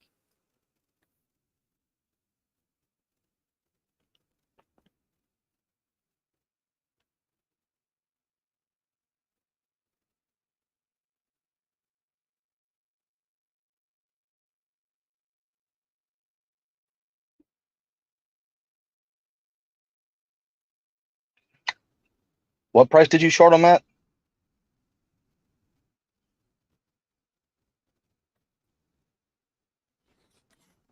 Sorry, I had to get back to my microphone because I was going back to the trade. 812. I mean, I sort them at. See, we'll go back up. There, O'Reilly. 844. They got filled at 844.24. I think we need to be on the lookout for companies going bankrupt and then just balls to the wall calls. So Party City calls to the moon then, because they're going bankrupt. Party City. I think we missed Party City. Yeah, maybe. Reptile, damn it, we went over this. We don't know if you're being serious or sarcastic. Stop this shit. No. So, I mean, I'm not going to get Party City calls to the moon, but if your plan is to look for companies going bankrupt and play off a pop, and because they're going to pull a Bed Bath & Beyond or a Revlon or whatever, Party City would be the next one, right? All right, calls it is. But you're adults. You do what you want. They got halted. Yeah, I don't think I'm gonna trade them. Okay, well then, never mind.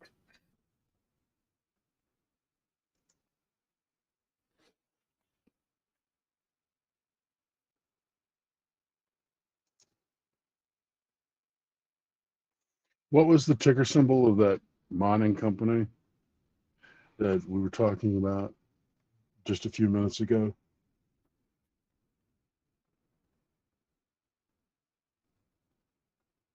Trash Panda, can you repeat the ticker? Yeah. TMQ, I think that's what Reptile. NAK. NAK. Yeah, NAK. So November Alpha Kilo. That's Northern Dynasty Minerals. Again, fucking DGen play, so enter at your own risk if you want to do it, but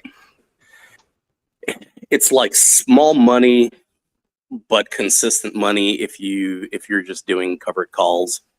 Just sell covered calls is what I'm doing right now. So I think if you want to do his covered calls things, you can.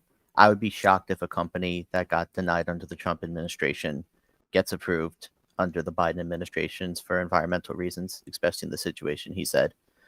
Yeah, I'm actually banking on them not getting approved during the next 2 years. So my goal is for their price to actually just stay at 25 cents per share. That's why I like them. I actually don't think their price is going anywhere. So it's like nothing is going to change with the price. So you're not going to make money off the stock. But that also means that those people who are buying those call options from you are not going to make any money off you. And so that's where you're making your money. Yeah, and in the meantime, there are some minerals in the ground. Precisely. So there's something that's fundamental that's backing the value of your investment, which is the fact that there is fucking money to be made there, right? They have something of a tangible value that's not going to change or depreciate over time. It's mineral rights. It's minerals in the ground. So what you're saying is free money. Not free money because, the fucking market can always move around. Like, in other words, there's no rationality to the market, no matter how much people try to tell you there is. So, yeah, you can always lose money, but I was being sarcastic. I was on a phone call, so I missed what you were talking about. I came in right at the end, but you don't have to go through it again. yeah, man, it's just Unless you want boring. to. It's boring money. That's what it really is. It's like, it's not exciting. You're not going to make, like fucking 500% in a month or some shit like that. Yeah, But it's a patient person's investment. This metal's in the ground. It's a long term. Yeah, like the surveys, I remember reading them back in 2020. The surveys actually look pretty good. I guess the only reason I don't have a lot of shares is that I don't know if they're going to reverse split to like stay on the big boards, or I don't know how the mechanics work for this ticker. It's so cheap. I could write covered calls and slowly start going into it, and risk nothing. So, or risk very little. Just build up. Yeah, it sounds interesting. I have a cousin out in Oklahoma, real close to Texas. That is a distant cousin, so it's not exactly a cousin, but they just had this big hill, and one day, like some company, what is it? There's a mineral company, a materials company that I should know, but I don't. Just knocked on their door and started talking to them. And finally, they went to a bank and signed papers, and they got millions of dollars because that hill was this Crabtree Evelyn rock, and then you start seeing it at like Home Depot. In fact, my front steps are built out of Crabtree Evelyn rock. It's a beige sort of, and then it has like splotches of brown and stuff. And so he had a small mountain, and now he has a rectangular hole in the ground that's about, I don't know, half of a mile wide and hundreds and hundreds of feet deep. So they left him out. They left him pretty bad, but he was like he's a backwoods type of person. So I mean, it's like in the house that he lives in, like nobody in there would really live in a house like that. It's a weird situation. So minerals, though, is the point. He's a millionaire. He's got to be a millionaire from that.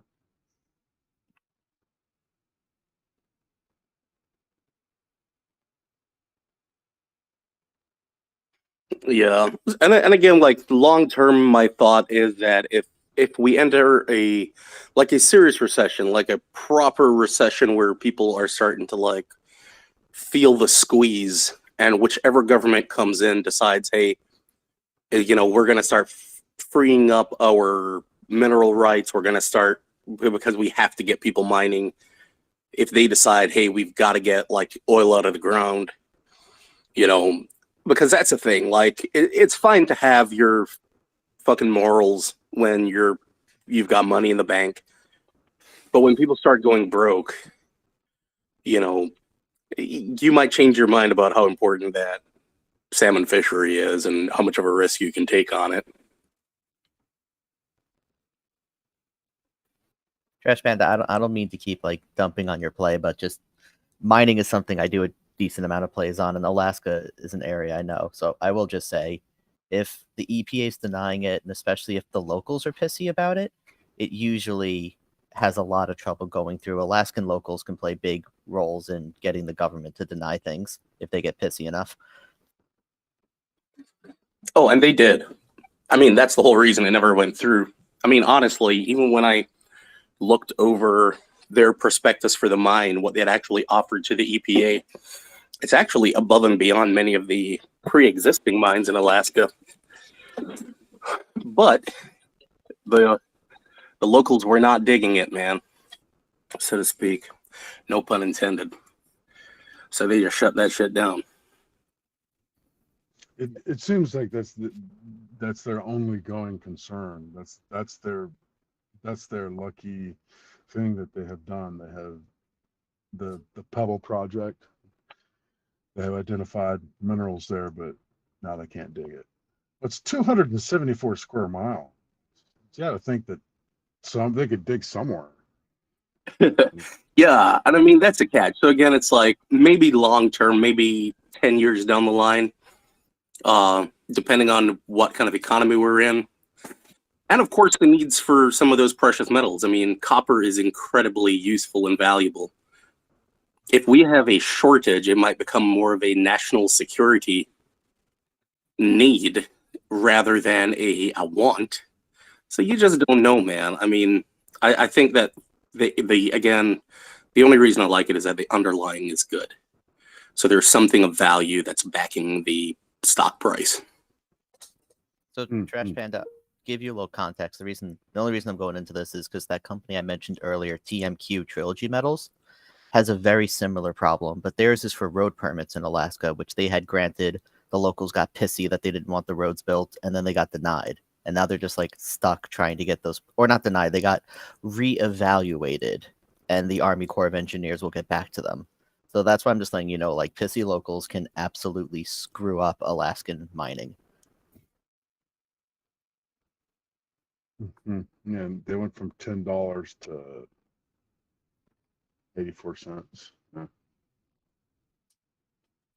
A non-play related question. Opinion. What is the reason for your two avatars in the chat? Is it because of the YouTube/Discord? Sorry, what was that question again? The reason for the two avatars that show up for you in the chat, or is it just a glitch on Android? Yeah, one of them is streaming the audio and visual to YouTube, Twitch. So yeah, I guess you can call me Eight Eyes now. Gotcha. I didn't know if it was for one of each of your personalities, or wasn't sure. I was just curious.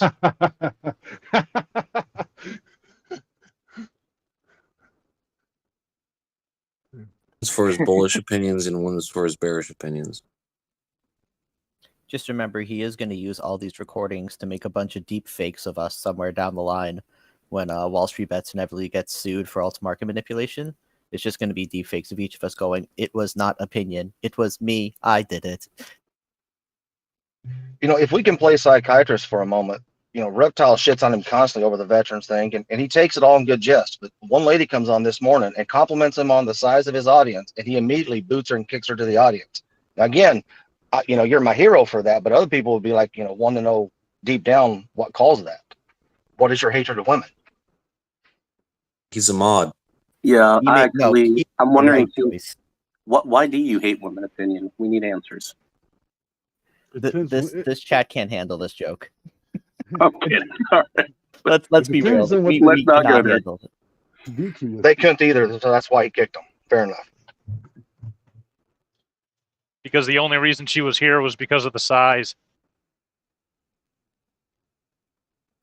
I'm just going to leave it at opinion. Made a good choice, and let's move on.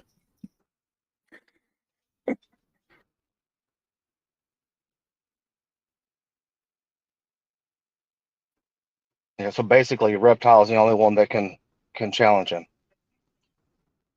I don't challenge opinion. Opinion's great. I think his opinion is super popular. It's not a joke.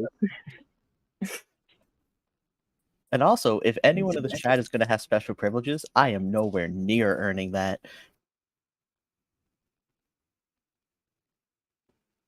Hey, so I'm curious, what do y'all think about Beyond Meat? Is this dead? Because it doesn't feel like it's as dead as these other things that are getting the short squeeze recently. I don't get it as a product. It doesn't taste like meat. It tastes like... I can't even describe it other than it's just not what something should taste like. That's literally its taste. It's just things shouldn't taste like this. I do not understand this product. Well, because of like the chicken shortage, this is kind of not with Beyond Meat, but there's like this company that sells fake eggs. They've been like advertising that, you know, it's economically friendly now.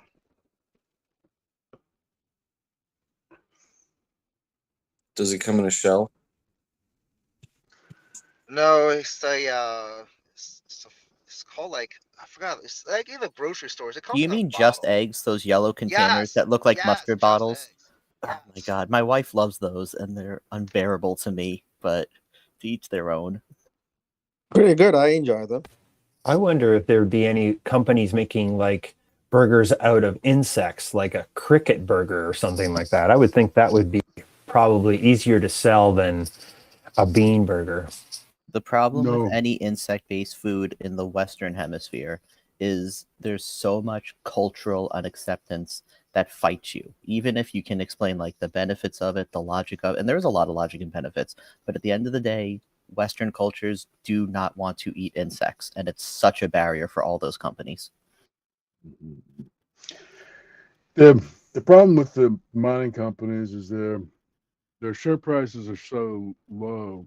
You actually have to commit quite a bit. They're going to do a reverse stock split and then hit you with like that $35 reorganization fee. And problem with the what is it, Wingstop? They can't figure out which direction it's going to go. It's high priced, volatile enough, but you're going to have to catch. You have to catch something. You got to watch, hover right on it. The problem here with Beyond Meat is damn earnings. That thing is just glaringly bad. That's horrible earnings. Even with like the partnerships and deals, Beyond is just not performing.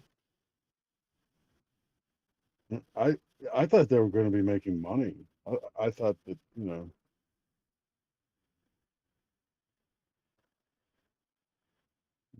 there have been some Beyond Meat burgers that were considered premium, like McDonald's and then at restaurants. Those I was in the opinion. That's what I thought. Do they use mushrooms as their main ingredient? That'll teach him from messing with the cow. I'm sure it would not know. Beyond Meat is I like, think it's like soy based, but or noses apparently. That's the secret ingredient. mm, mm. It, Beyond Meat, the price itself is picking up. It's just very very fearful about those earnings, and then they could. I know you guys were talking about automotive companies earlier today and how they were going down or whatever, but XPEV is just a straight vertical line right now. Yeah, look at Neo. I got some penny calls for 11.5.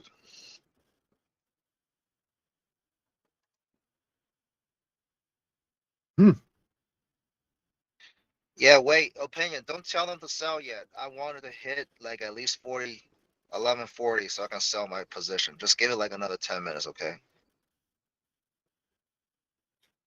I'm making the call now. Don't worry. I'm good.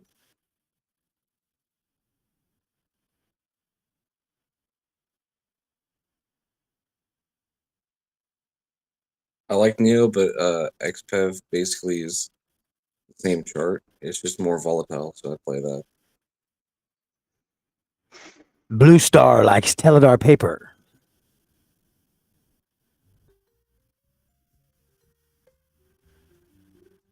There's been a play I've been looking at long-term wise. The company's called PAR Technologies, and you were talking about Beyond Meat. And what they actually do is they provide back-end services to fast food restaurants, and they provide stuff like the app that you would order your food, and then back office inventory management, staffing, other things like that. And I think that with the announcement of the automated McDonald's, since then that price has gained some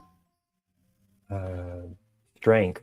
It was down around $20. PAR is their ticker, and they were down about $20. And since then, they've gained some strength at 30. They've been kind of holding, and I think that as you go into the recession, more people are going to be eating fast food, and fast food places are dealing with labor shortages, and they're going to want to reduce their costs, and this would be a great avenue for it. You know, it's funny you say that because I have never seen fast food joints as empty as I have over the last few months. In fact, I drove to get like McDonald's this morning for my kids, and it was the first time there was no one in line at this middle of the city fucking McDonald's. Nobody was there. I Have you think seen the prices lately? I mean, the order prices ahead. are like. Go ahead. Sorry, I jumped on you only because I'm so excited.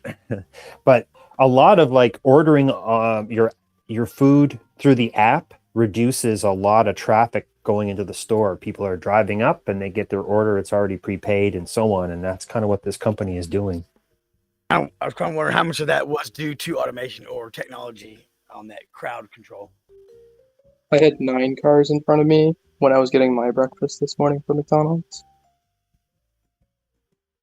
How fast was it? Were you 2 minutes? That's what it's supposed to be targeted at. I don't know. I was enjoying the talk, so I wasn't really completely looking at the time. And it seems like they're able to pass on their increase in cost to the consumer because the prices of like the value meals and stuff like that have gone up a lot. I mean, I think that's kind of bullish for McDonald's and some of the fast food places. That's what I was thinking is like they get pinched on their margins. Their margins are tight. They're going to get pinched on their margins in the next year or so. And that's where they're going to need to have investing in the back end side of their business to try to reduce costs on the staffing, especially if they're going to do more automation. McDonald's is also like large into real estate, so keep that in mind. One thing I've noticed is, at least with Dunkin', is when you order through their app, the total you get on the app is not necessarily the same total that you're going to see if you go into the store and order. I actually caught one of their screens with my order total on it in store, and I think it was like 35 cents cheaper on their end than it was what I ended up paying through the app. So, Interesting. if like somebody owns a McDonald's, they do have a little bit of a say in the price. So, if for example you go to 2 different McDonald's that like are near each other, you may see different prices. Yeah, probably depending on location and if they're owned by different franchisees. Duncan, that's a Berkshire Hathaway company now, all right? Doesn't Berkshire Hathaway own them? I thought Something Partners took them private. Ah, okay.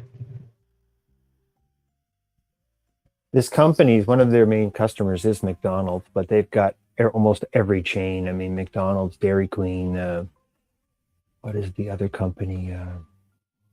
Yum Brands, so that's KFC, Taco Bell, everything under there. Denny's. a lot of businesses use their software, and basically they have a suite of software now that they can kind of say, okay, you're using this as your payments. Well, if you add this on, we can kind of reduce the costs. So I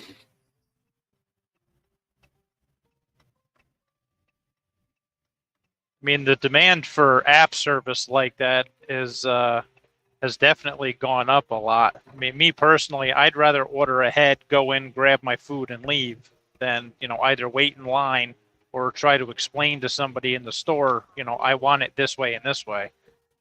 Can I get the pickles? Can I get the pickles?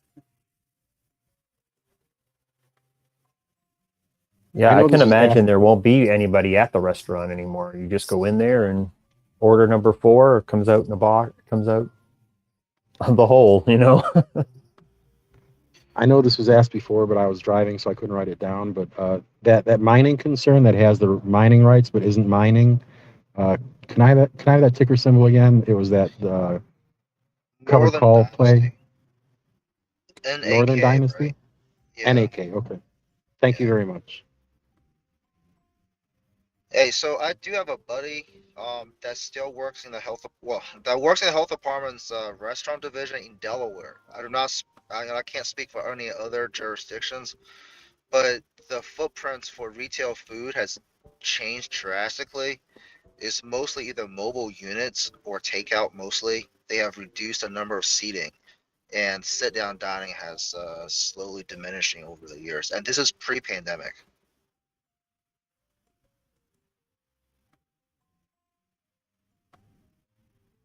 Sorry, what's the name of the company?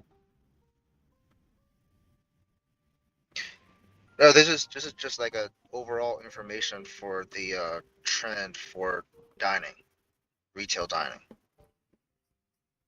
Yeah, this company PAR, they specialize in fast food restaurants specifically. They're not so much local businesses, and I think that they're more likely to survive into next year.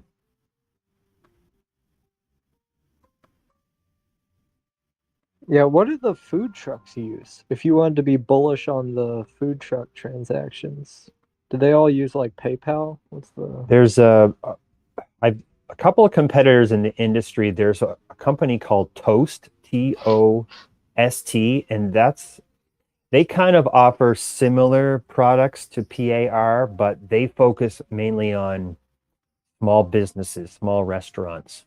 So I think they would be a good avenue for that. There's also like Square, and I think Clover's the name of the other one.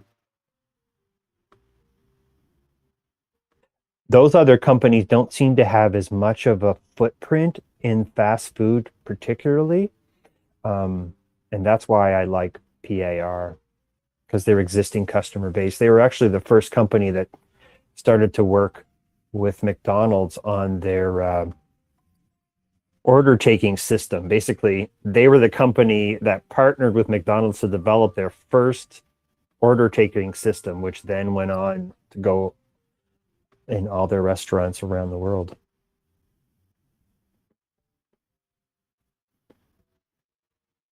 I don't remember who it was talking yesterday about Ecolab. Are you still in here somewhere? And yeah, par stock is at 31, and McDonald's is 265.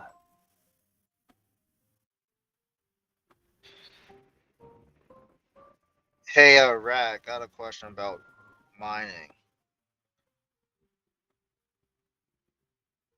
What's up? All right, so do you have any financial interest in like Denison Mines Corporation, DNN? Of course, that's one of my babies. I mean, we're have you been like trimming or adding?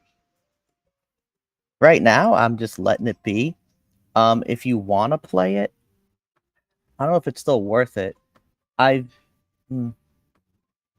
If you can get a good enough price, I've been doing some buy rights, writing out in the money dollar calls for July, and just letting the premium make up for the shares. I assume those will be gone, but I wouldn't buy right now. I assume come July, because Uranium has this very interesting superpower. Once the summer comes, it sells the hell off because everyone's on vacation. So come July, it'll probably give you $1.07 or less entry. So I wouldn't be adding until then unless you're gonna do buy rights or something. Okay, yeah, that's what I was trying to look at. Is like I'm waiting for these companies just to pump for like 5 to 6%, and then just get in and capture some IV. I mean, yeah, like I'm like, man, I don't know. Should we look into uranium? So, I'm just trying to like study the cycle for that one. Oh man, I could take up the next 7 hours going over that topic. I don't think anyone wants to hear that though, but yeah, let's just say I like the sector. He's got a big candle for it. I mean, I'll do the quick version. It sells for $50 a pound. The all-in sustaining cost is $65 to $70 a pound, and it accounts for 18% of U.S. electrical generation today. Do you think the U.S. is going to lose 18% of its electrical generation? Is that something you foresee in the next 5 years? He's got uranium fever. Oh, I mean, way too much. I think the demand for uranium is probably going to go up, especially like they're trying to pivot towards like a clean energy solution. Are the new nuclear reactors do they use less fuel than they used to? I know they're small. Some of the nuclear reactors are called small nuclear reactors, and I just wondered if they use less uranium, and then that might change the. So the quote-unquote small modular reactors aren't out in the field yet. They're still working on them. But as far as like, do the new quote-unquote reactors use less fuel? That I don't have a specific answer to. I don't think there's much of a fuel change, but also keep in mind, there aren't that many new reactors. Most reactors that you can think of are like old. As an example, everyone knows Chernobyl and like it was a crazy disaster, and you know Fukushima. Did you know Fukushima was older than Chernobyl? It was. Most reactors are quite old because people don't like nuclear. They don't really build it. There's a couple being built in Georgia, but for the most part, most nations like stopped in the 70s because they were told you're going to make Godzillas, and they just kind of maintained the ones that they had. Okay, no, come on. You can't drop Chernobyl and Fukushima and then say the reason they stopped it was because of Godzilla. I mean, there's some pretty compelling arguments for not building them. 3 Mile Island, right? That's so closer. So here's what I'm going to say, and I take nothing away from the disasters of those 3 particular events. However, Chernobyl was a case of the Soviet Union really didn't give a crap about safety standards in Ukraine. Surprise, Russians don't care about Ukrainians sometimes. So that's kind of like the outlier. And if that had been any other plant, it probably would have still exploded and caused problems because they really didn't care. But then for like your 3 Mile Island and your Fukushima, there were environmental impacts, but there still to date has not been a single human death recorded from radiation exposure at any of those sites. I'm not trying to take away the environmental impact that it has on the land. There are problems. But like when you mean pre-disaster deaths, right? No. So what I mean is today in Fukushima, when you see like X thousands of people died, they're all tsunami related. There has been no death recorded from radiation exposure to this date. Now, there are some people that they said might have been exposed enough that it could potentially down the line do that, but so far it has not happened. I was curious. Wasn't Fukushima engineered incorrectly? They had like the rods or something at the bottom or something like that. There was just like a design fault in the actual civil structure of the plant that is not being repeated because of lessons learned. So Fukushima kept their generators on the basement floor. And they were told multiple times not to do that, to move them up to the top floor, because if the power plant flooded, the generators would flood and it would turn off their backup energy and then a meltdown could happen. They've been told that for like 30 years. They just never did it.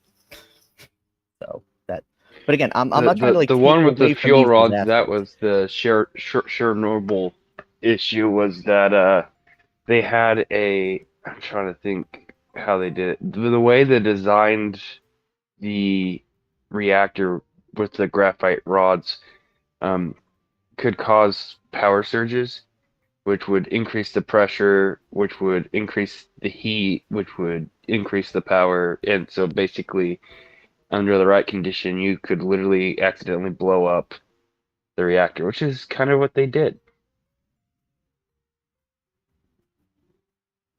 I remember Also, seeing keep this. in mind those types of runaway reactors don't really exist anymore. The newer gen reactors don't permit that type of runaway event.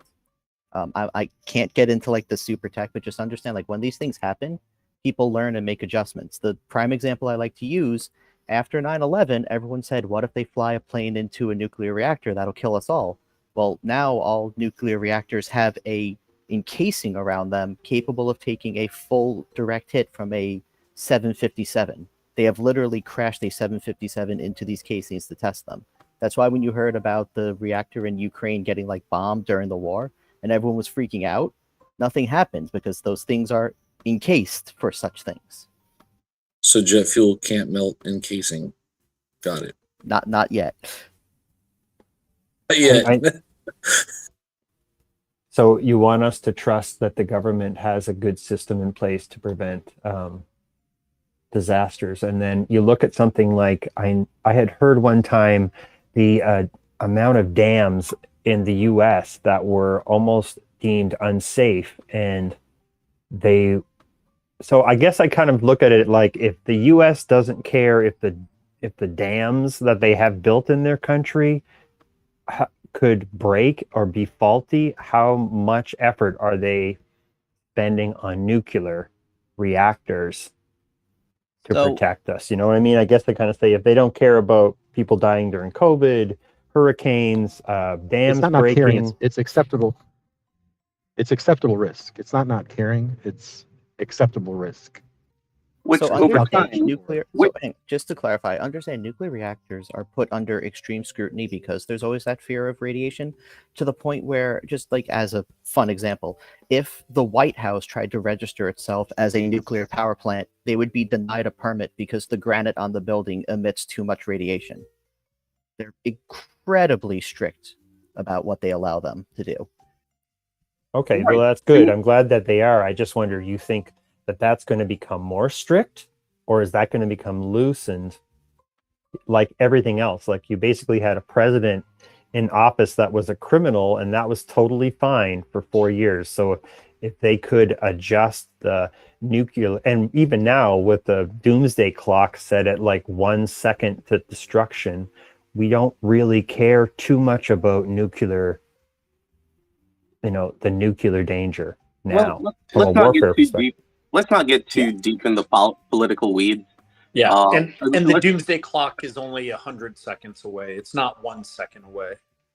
Right now, the doomsday I'm sorry, clock, 100 seconds is plenty of time. So it's 1:02 a.m. in the morning, according to the doomsday clock. Okay, like that's just. But regardless of all that, just understand nuclear is always going to be a scary thing. So all these power plants are under extreme regulation. Like it's insane, the laws that have been written, partially to try to just get rid of it by the oil and gas company, and partially because places don't want a meltdown. Like, yeah, there's incredible regulation that go into them. It's part of the reason why people go like, oh, it's so expensive to build a new nuclear power plant versus other energy sources. It's like, yeah, because they're held to a standard none of your other energy sources have to even come close to. No, Yeah, Rad, the only disagreement I have with you about the nuclear reactor thing is that, you build things to certain standards and then standards change because, okay, yeah, you can fly 757 into it, but can you manage a 767 max air when that goes nosediving into one of them? I don't know, all right? Because Boeing builds shitty planes. So, again, like... I agree. The dangers 100%. change. Especially with weather disasters, you can't plan for the 100-year weather disaster that happens every year now. And so, like, eventually one of those hits a reactor, like it did with Fukushima. But again, just as an example, we had those massive storms going through Louisiana, right? That happened, that like massive hurricane that went through the southeast into Louisiana. Louisiana has 3 different reactors. You didn't hear a thing about it. You want to know why? They just turned them off for the storm. And then there was no problem. That was it. Like, I want to be clear. I'm not trying to present the notion of this is foolproof. In fact, I'll always tell people who want to get into nuclear, keep in mind, one meltdown and you might as well take your money and light it on fire because at least it'll be warm, right? So, like, yes, this inherent risk does exist, but it's also a sector that, assuming that this doesn't happen, should do well. But again, this can happen for anything. One Exxon Valdez for oil, and you can kiss all, like everyone loves oil. One giant oil spill, like in the Gulf, like another BP happens, and your oil money is going to get screwed, right? So you kind of have to balance those events. Well, it's too young to trade. Did that really hurt BP? Not to be a stickler, but they made record profits in the following quarter. Yeah, like one thing I was thinking it with hurt BP Exxon short is, term. It hurt BP short term, yes. did Exxon get hurt by the allegations of them, hiding the effects of climate change? Like, I didn't see their stock react from that. And that would be to me, that'd be a good barometer about whether the market cares if you're a polluter or not. Did Exxon's price get hit by the fact that they were covering that up? That was kind of part of a congressional investigation. So yeah.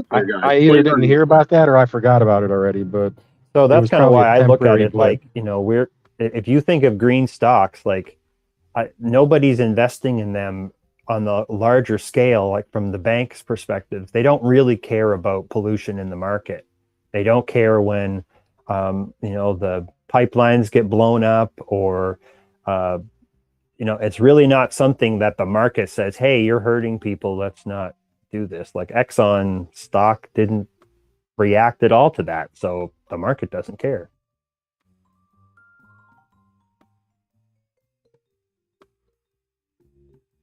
Look, I'll just keep it simple. As if you want to play the sector like I am, you accept the reality that if a meltdown happens somewhere, you're in trouble. All right, just that's the simple of it. It has the ultimate bull case of probably any sector. Ultimate bear case of any sector. I can do English. Yeah, actually, just to chime in real quick about the whole regulatory stuff, because I am regulatory. Not so much about like swaying the pendulum per se on like getting more stricter or looser. When it comes to regulatory requirements, they're trying to get better. So it's not exactly a correct assessment to say it's going to be stricter or it's going to be looser. Sometimes it'll be looser because they find out that it's a much better way to regulate a certain industry. Sometimes it gets tighter because it's the same concept. So that's where that balance comes in. So I wouldn't like kind of go say it's going to get looser or tighter. More really, they're just trying to make sure that it gets safer. If that makes sense. I kind of have some experience in government policy, and a lot of the initiatives are driven by making it easier for the companies to do their business. So from a mining perspective, I would say, what country are you mining in and how much control does the US have over that country? Because if the US has, installed a dictator in that country for the last 50 years, then you have no problem. That mining company will be able to do whatever they want with the support of military security as a backing.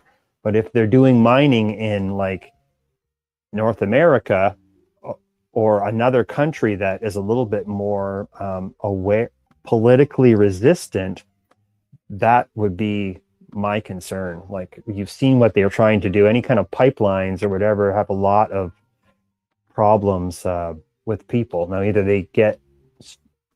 I think they're going to get stricter with the way that they handle people in our countries, but they might right now in other countries that they have no problem keeping the people at bay. Like they basically create a military base around the mine and keep everybody out. So that depends heavily on the country or the risk. All countries have inherent risks. But like, for example, if you have a company building in Africa, it could be as simple as like there are rebel forces that could potentially attack your mine, right? There's a reason that France keeps a lot of their military around their mining projects in Northern Africa, right? These things happen. If you're in like Central Africa, like the Congo, they could just declare one day, actually, this is state-owned now, piss off, and then they just take it from you, right? So every place has its own like little things. If you're in Canada, the local First Nation tribe better be 100% on board, and you better have signed agreements with them, because if they get pissy, the Canadian government's denying every single permit you've ever asked for, regardless of whether or not they have a justified case. So a lot of it comes down to just like, you need to know what the area is and the friendly areas. I always like to say, like, you could find the greatest gold deposit ever. You could find El Dorado. If it's in New York, you can piss off. You're not getting anything built there, right? So every place has its problems. You just need to know what the risks are in that jurisdiction. Yeah, I look at around the world and I kind of think, okay, I think it's better to bet on something like security or military, because right now there's so much pressure at the border at the US. There's pressure all throughout South America as their countries are imploding. And then you've got Africa as well. So I just kind of think they're going to need, that's where I think the defense industry is probably going to get a boom before some of the other countries, because other industries do. No, it's funny that you guys have talked a lot about like nationalizing industries today, and things like mines getting nationalized in Africa, which is something that has happened recently, or even nationalized industries in Brazil, right? This is countries are becoming more insular. Like, it's been a trend over the last 15 years. And it's one of the reasons why I'd say if you really are looking at investing, you should really be considering investing in U.S. mines. Because at the end of the day, you don't know how the political climate is going to change in a foreign country. And you cannot guarantee supply of oil, gas, minerals, whatever, from any other country in any other hemisphere, because you don't know how the political climate's going to change in the next couple of years. So, I don't know. I feel like there's a lot of there's just an assumption that some of these companies that are operating mines abroad are just going to continue to supply us.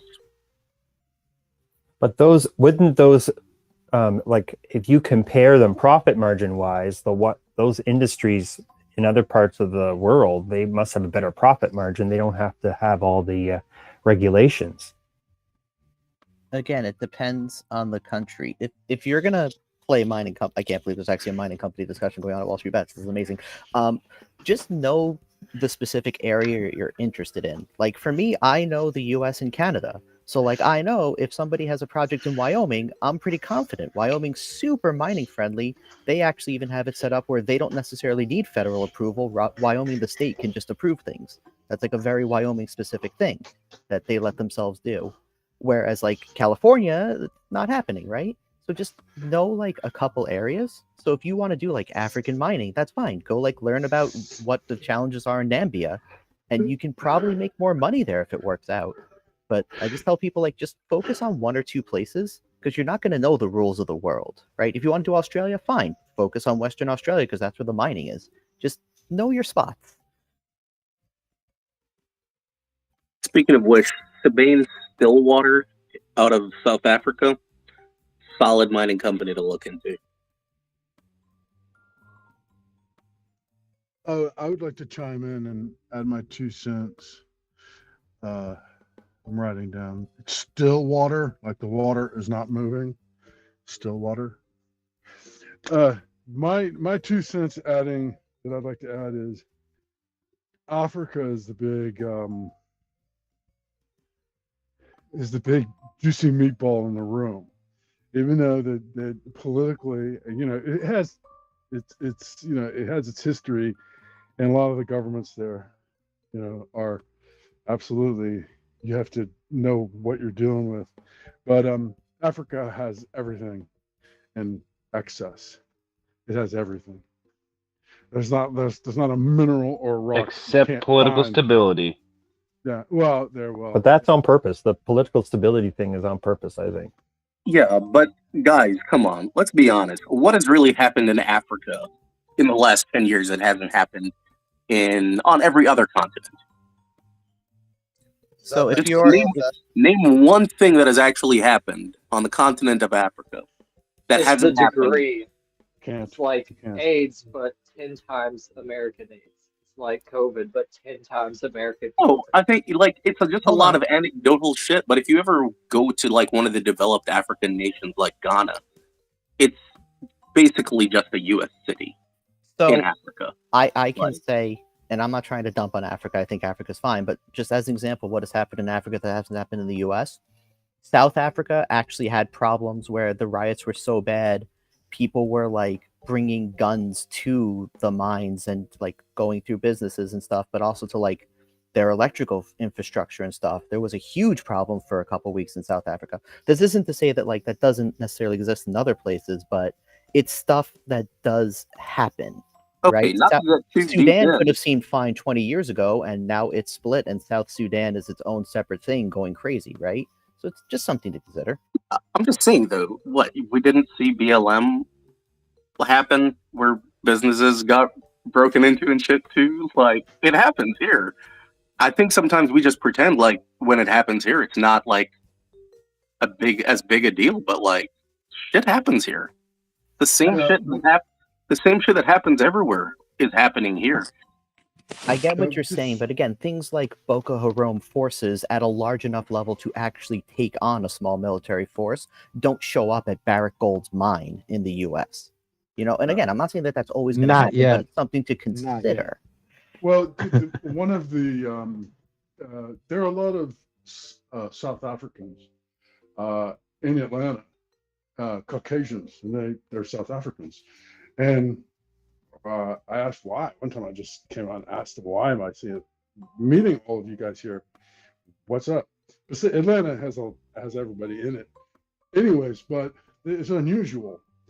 And they told me stories about what happened in South Africa, and essentially it was so bad that if you owned a car, they were going to take it away from you. There was some rule, like if you owned a new car, because they were redoing they were having their own civil rights movement. But if you owned a car, they were going to take it away from you, and they were just going to give it to somebody else. Your payments, all that type of stuff. That's kind of just where I guess you wouldn't have to pay on it anymore. But it was just bad. You had no choice in the matter. Same thing happened with businesses, even large and small. And of course, it destroyed the economy, as well as anybody who had anybody of moderate means left the country. And that's why you find them distributed everywhere else. So that was a big upheaval. But so I'm just saying that's one of those things that is like a big big blinking red splotch on the map of Africa, things like that. But again, Africa grows. You can grow anything there. There's more. If you look at the map, like a globe, like a round map globe, they underdo the size of Africa. It has land, has resources, it has water, has all the minerals, it has a lot of wealth. It hasn't been managed well. That's just another 2 cents. So here's the caution I'm going to give you on this one. All right, as someone who spent a good significant portion of my life living in foreign countries, which means outside of the U.S., and then a lot of my later life living in the U.S., which I'm an American citizen, but I've lived abroad a lot. So, especially nations in Africa right now, they don't have a really great relationship with, let's say, European nations coming in with the express goal of basically just getting raw materials. And as those countries develop and are able to refine their own products, they're getting less and less enthusiastic about foreign companies coming in and managing those products. Because at the end of the day, even when they were well managed, you have to understand that it was well managed in a way where none of the profits went to the people who were there. You understand? So it's like you could have something and it's really well managed, but if there's no benefit to you, what's the point of it being well managed? It's like So, exploitative. Is that what you mean? yeah, that's exactly what I mean. It was like That's kind of what I'm getting at. exploitation. Yeah, Yeah. it's more profitable to be exploitive than it is to be accommodating. So, you know, a lot of people have these very like generic negative views. And again, I'm going to say generic because like people just do a lot of anecdotal evidence without providing any proof. You know, I lived in Jamaica for a couple of years. They've got like aluminum mining down there. I'm sure that I would listen if I told people that they had some of the best run aluminum mining operations for bauxite, which is the aluminum ore, that people would look at me and be like, "Oh, you're crazy. It's a third world country." And I'm like, "No, it's way better than what I experienced when I was in Eastern Europe, or even, you know, like that shit over there was crazy. They had like fucking power plants with no scrubbers on them over there." So I think sometimes like you gotta like don't just go with anecdotal evidence. Don't just be like, "Oh, it's a third world, so this is how it works." That's not necessarily true.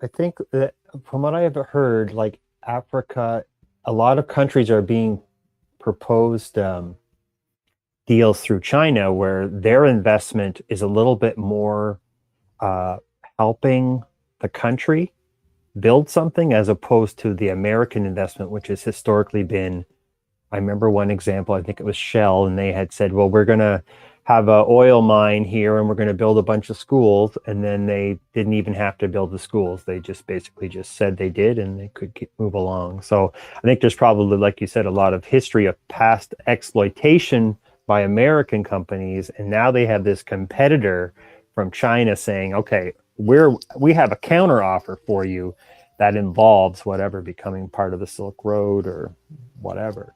And Yeah, that's probably more valuable to them than it'd be, well, the history of American and let's be investment in honest, it's Africa. not just China. You've got all the big emerging markets right now who are competing for those resources. You got, yes, China, but also India, Brazil. You know, all the big up and coming, you know, future superpowers are going to be kind of chomping at the bit to get a piece of that pie. And, you know, I just don't know really like how safe a play it is to be like,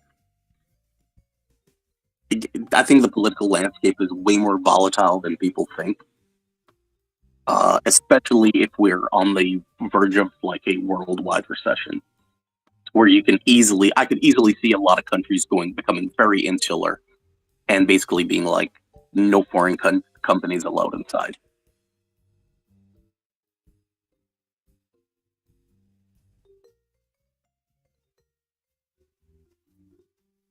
On the other hand, Brexit does seem to have ruined the UK's economy. Are they recovering yet? Is the pound up?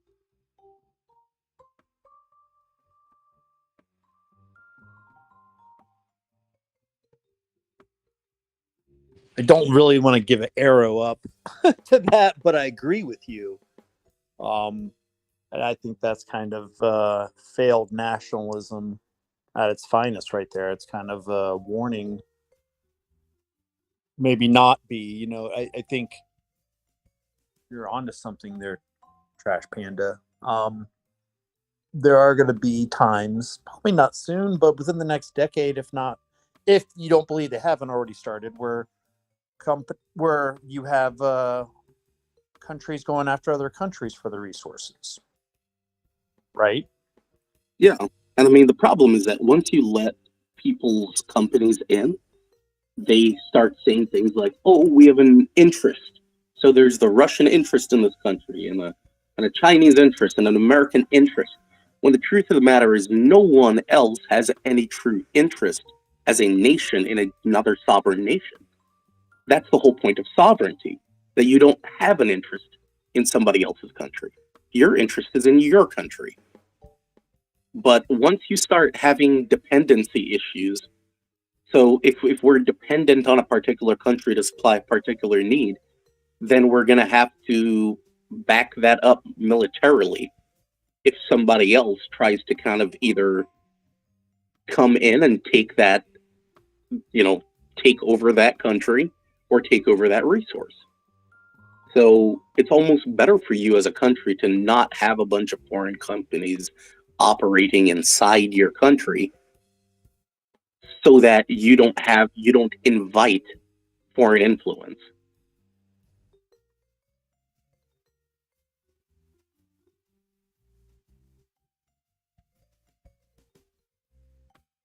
And I'm not saying that for countries that don't have the technical know-how to like run their own operations. What I'm saying is a lot of these countries now have sufficient educational systems, they have sufficient industry to actually support doing the businesses themselves.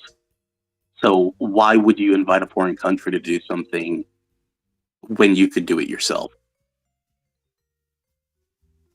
Clearly, obviously there's some very rural parts of Africa where it's just legit like middle of nowhere.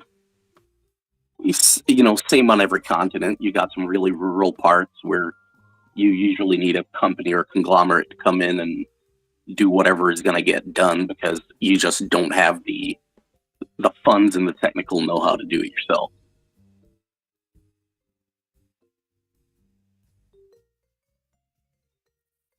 I think it's a good discussion to have, talking about the different risks with just investing in general. So, but it also invest with what you know, I think is a good idea or principle to take away, without having to learn all the geopolitical nuances. It's why a lot of people invest at home, if you will. And it should be. Yeah, man.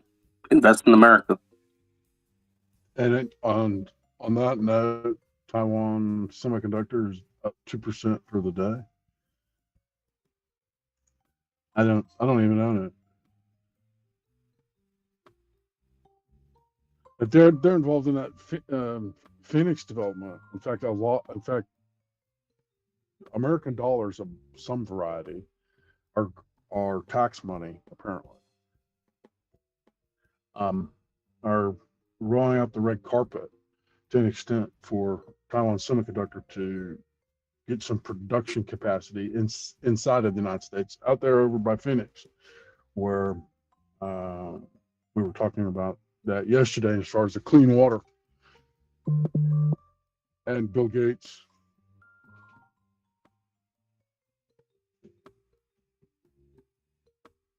A lot of our good old favorite stocks here at Wall Street Bets are doing pretty well today. You have Robinhood, which is up 2%.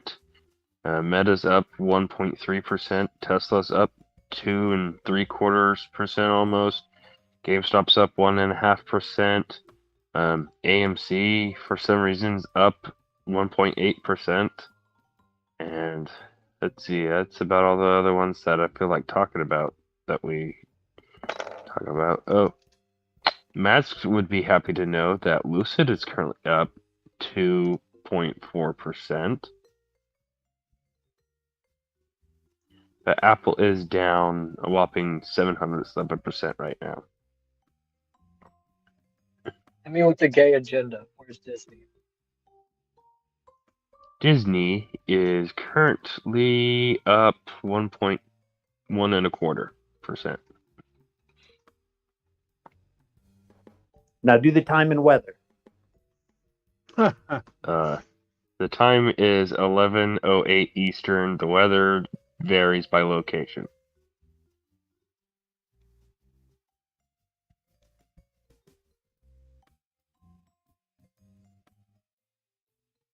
Someone have a question about Ecolab earlier?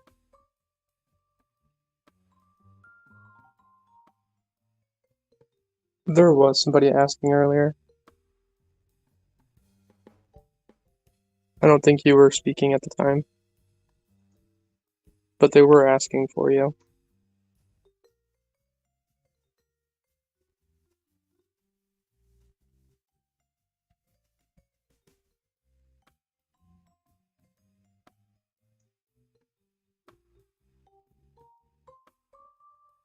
Hmm.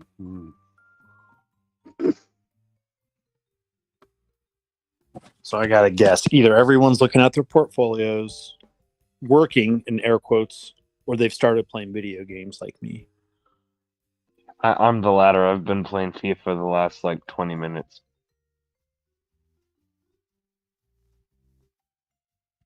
And smoking pot. All of the above. What do you guys think about Uber?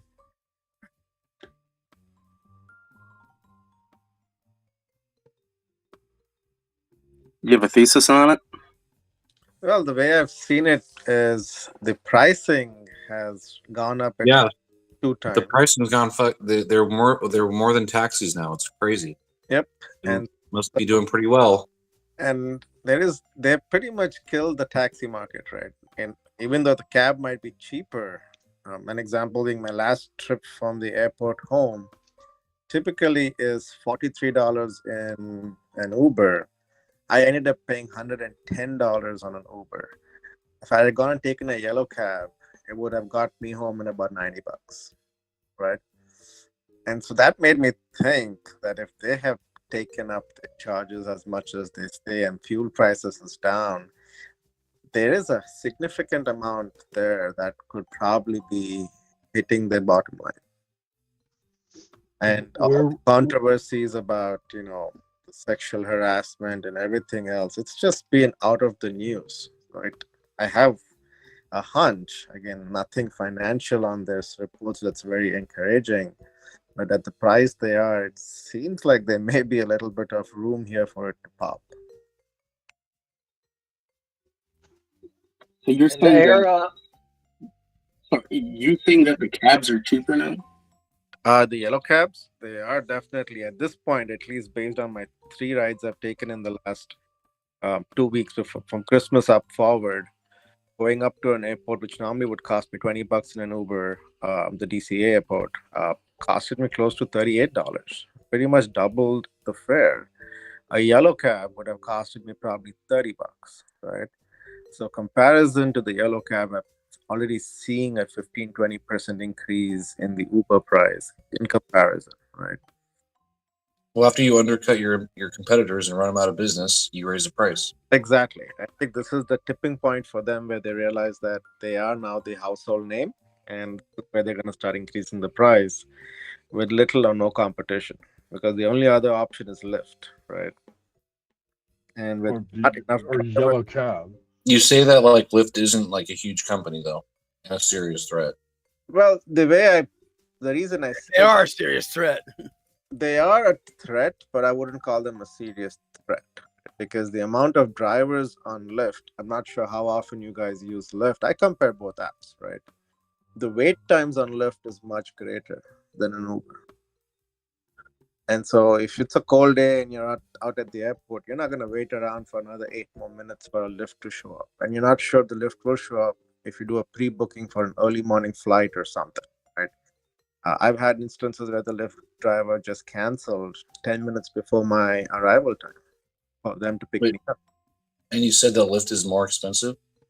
They're about the same. I would say Lyft for point is about the same. They have been cheaper though. They have an option where you can wait 15 minutes and it's probably a couple of dollars cheaper, not significantly cheaper.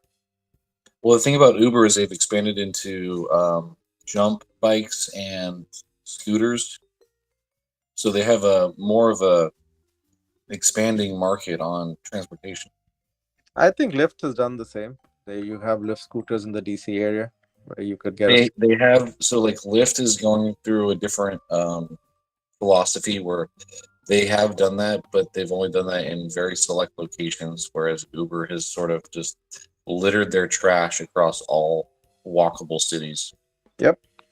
And so I feel there may be some room here for them to actually pop because they have been increasing their prices as a monopoly and they have been out of bad news. So nobody's really even thinking about them because most folks have written them off because of bad performance. Don't most drivers have like the app open for both? I would think so, yes. Thing is, with high interest rates, I just see Uber getting hit hardest with this, especially when the Uber Eats. That's still a loss.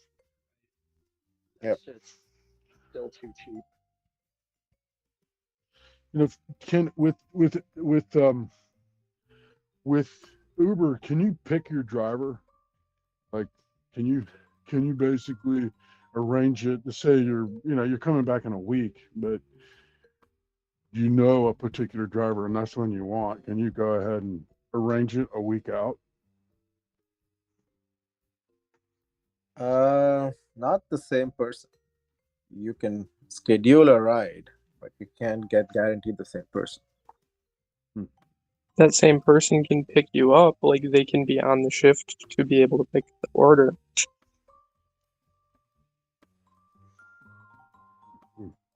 Yeah, in that case, you're better off just asking the person for their number and scheduling your ride outside. Especially if it's a high dollar value ride, it will probably even give you a little bit of a discount.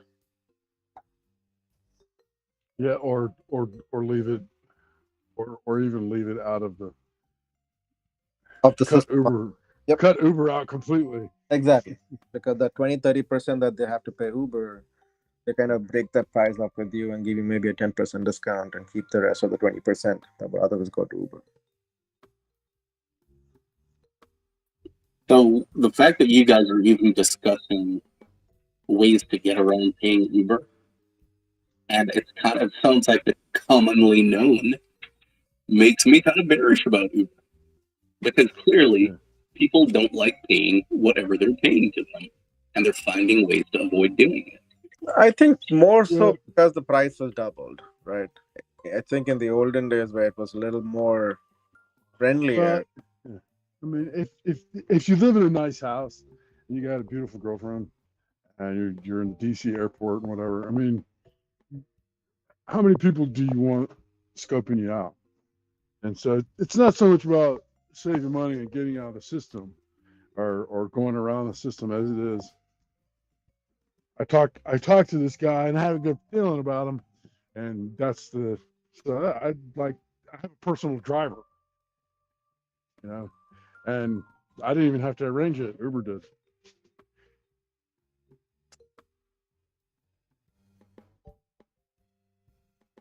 I think you'd find that a lot more favorable in the Uber Black.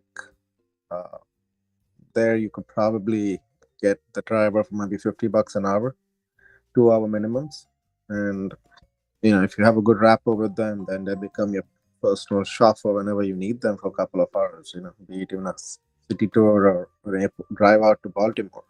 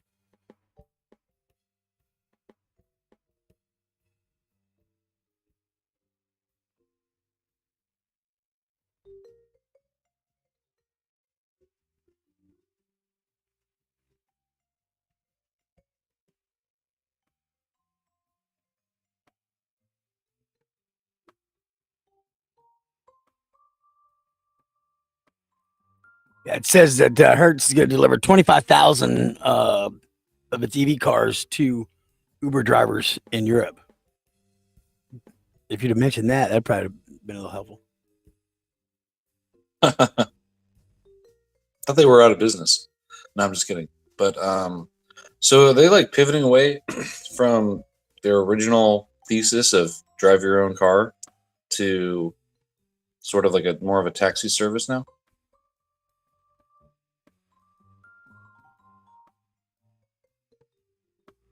Like, where are these cars going exactly? Who's going to rent them? I just saw that on Webull. It was one of the articles. Hertz offered 25,000 EV rentals to Uber drivers in Europe. It says Available to rent to drivers of ride-hauling company. Roll It, out a rental deal which will include models Tesla O and Polestar. Yeah. Couple so that was really more of a move from the rental car companies so that they could boost rentals. Because remember during COVID they had that huge fucking drawdown because there were no flights. So they couldn't get their vehicles at the airports rented out. So they started offering like bigger trucks to people who were doing like prime deliveries, and then they would have like special offers so you could rent a car for like a week and do Uber with it. Yeah, it said Uber said the models on offer would include the Tesla Model 3 and the Polestar 2. And that pricing would be confirmed once rentals launch in London. It's actually pretty big here in the US too. I think the last Uber driver I was having a conversation with mentioned that Uber is promoting Hertz as the rental partner for about $70 a day. You're able to get a Tesla Model 3, unlimited miles, which is 300 miles for the charge that they get. And most, I think, Uber drivers drive maybe 200 to 220 miles a day in the 8-hour shift or maybe a 10-hour shift. And on average, right? I wonder if I could do that and then just drive the car around and not do any Uber. You can get the car from it's called Turo. Turo is a rental company where you rent from other people who own the car. You could get a Tesla Model 3 for maybe about the same price, $70. According to the Webull, it says in the U.S. deal, Tesla rentals for Uber drivers were set to start at $334 a week, including insurance and maintenance, and consists mostly of the Model 3 sedan. Amazing. There you go. So you said 340? $334 a week, and that it says including insurance and maintenance. It consists mostly of the Model 3 sedan.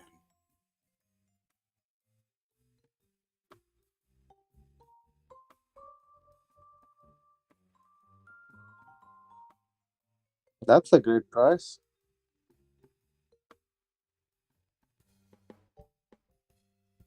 About $50 a day with insurance. That's amazing.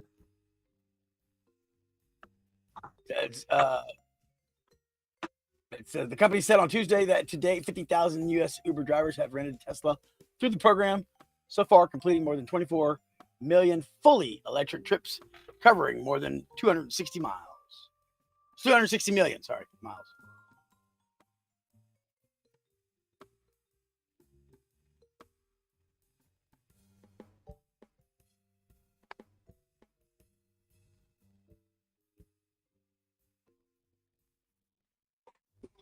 I haven't really learned much about the option plays, but I'm more into the stock.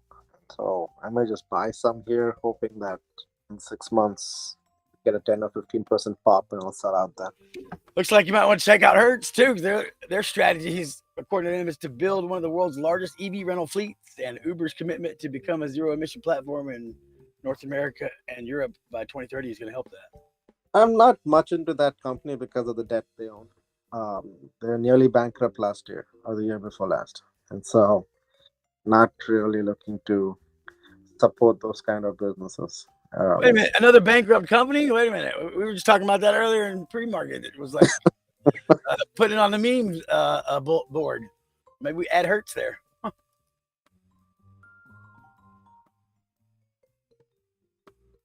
Yeah, I think with all the price cuts that they've had, any of these cars get into crashes, I would think Hertz would be left holding the difference between what they paid for the car and what insurance will pay for the depreciated car. And that's going to be a constant with all of these EV owners is Tesla has dropped the price of the new car 20%, which means any old car is also going to see similar depreciation or even more. Not true. Say with the GPS activated, I think that you're going to see way less accidents. But and so, what's the concept there when we say not true? Is there a thought there? So you got to look at what's causing the price change. So if they have found, and when it comes to the vehicles, a lot of it depends on model year. Mm-hmm. So just because a newer car goes cheaper doesn't mean the older ones are automatically going to lose value, because there's still different factors into that. Well, you may have some merit on the fact that Tesla tends to kind of shortcut some of the features that come standard. Like maybe in the past you got a charger, right? You had the home link. So when I got my first one in 2018, it came fully loaded. 2020, when I switched over, I had to pay to get certain features. But it wasn't that significant to justify the price difference, right? And Tesla is known for price gouging. They are just one of those things that any federal credit, Tesla is the first one to step up there and increase their prices, and pretty much all EVs now followed suit. So I really don't think that I lost my 2018 in an accident I had in 2020. And my car got evaluated more than what I paid for it purely because the EV market was so hot in 2021. Yeah, but cars depreciate anyway, and so generally the moment you take it off the lot, it depreciates. And then, like for me, when I bought my car, I bought it used, but I bought it with no money down, and because initially I owed more on the car than it was worth, I had to pay for gap insurance as well. So most likely that's what's happening with like Hertz and that. They probably have gap insurance on the cars as well. So did you buy gap insurance from the beginning? What was that? Did you buy gap insurance from the time you got the car? Yeah. Okay. I turned down gap insurance when I got my car. I didn't like the bank that gave me the loan offered that to me. I turned it down. Luckily, For me, I didn't have a choice. That was conditional for me to get the loan. Got it. And so it wasn't for me at that point. I'm not sure if they're changing that. But for folks who bought the car, and if there's an accident and the car gets totaled, then you're left with having to pay the difference of where the car is evaluated by some random standard. Right? So, anyways, back to Hertz. They probably, unless they have a gap insurance, are probably going to have some of this that they're going to think about too, because they probably lose quite a few cars a year.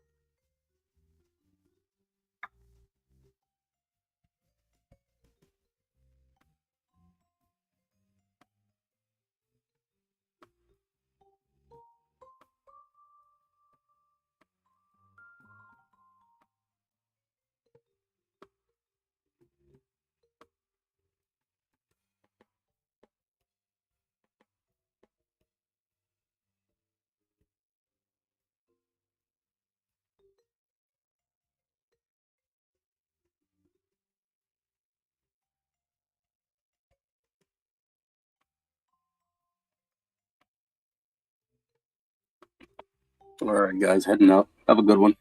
Happy trading. Me too. See you guys later.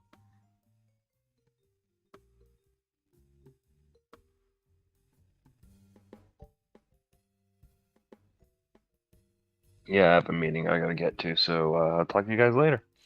All right. Then with that, One last thing opinion. I just gotta say that with Genesis claiming bankruptcy, Silvergate is now up 10.45 fucking %. Thank you. That's all I gotta say. awesome. Well, thank you for that. And I guess that'll lead us off. Thank you, everyone, for tuning in, and we'll see you all Monday. Don't lose too much money, which should be too much money, which should be hard because we're up 1% or 0.9% so far today. So good luck and take care. Cheers.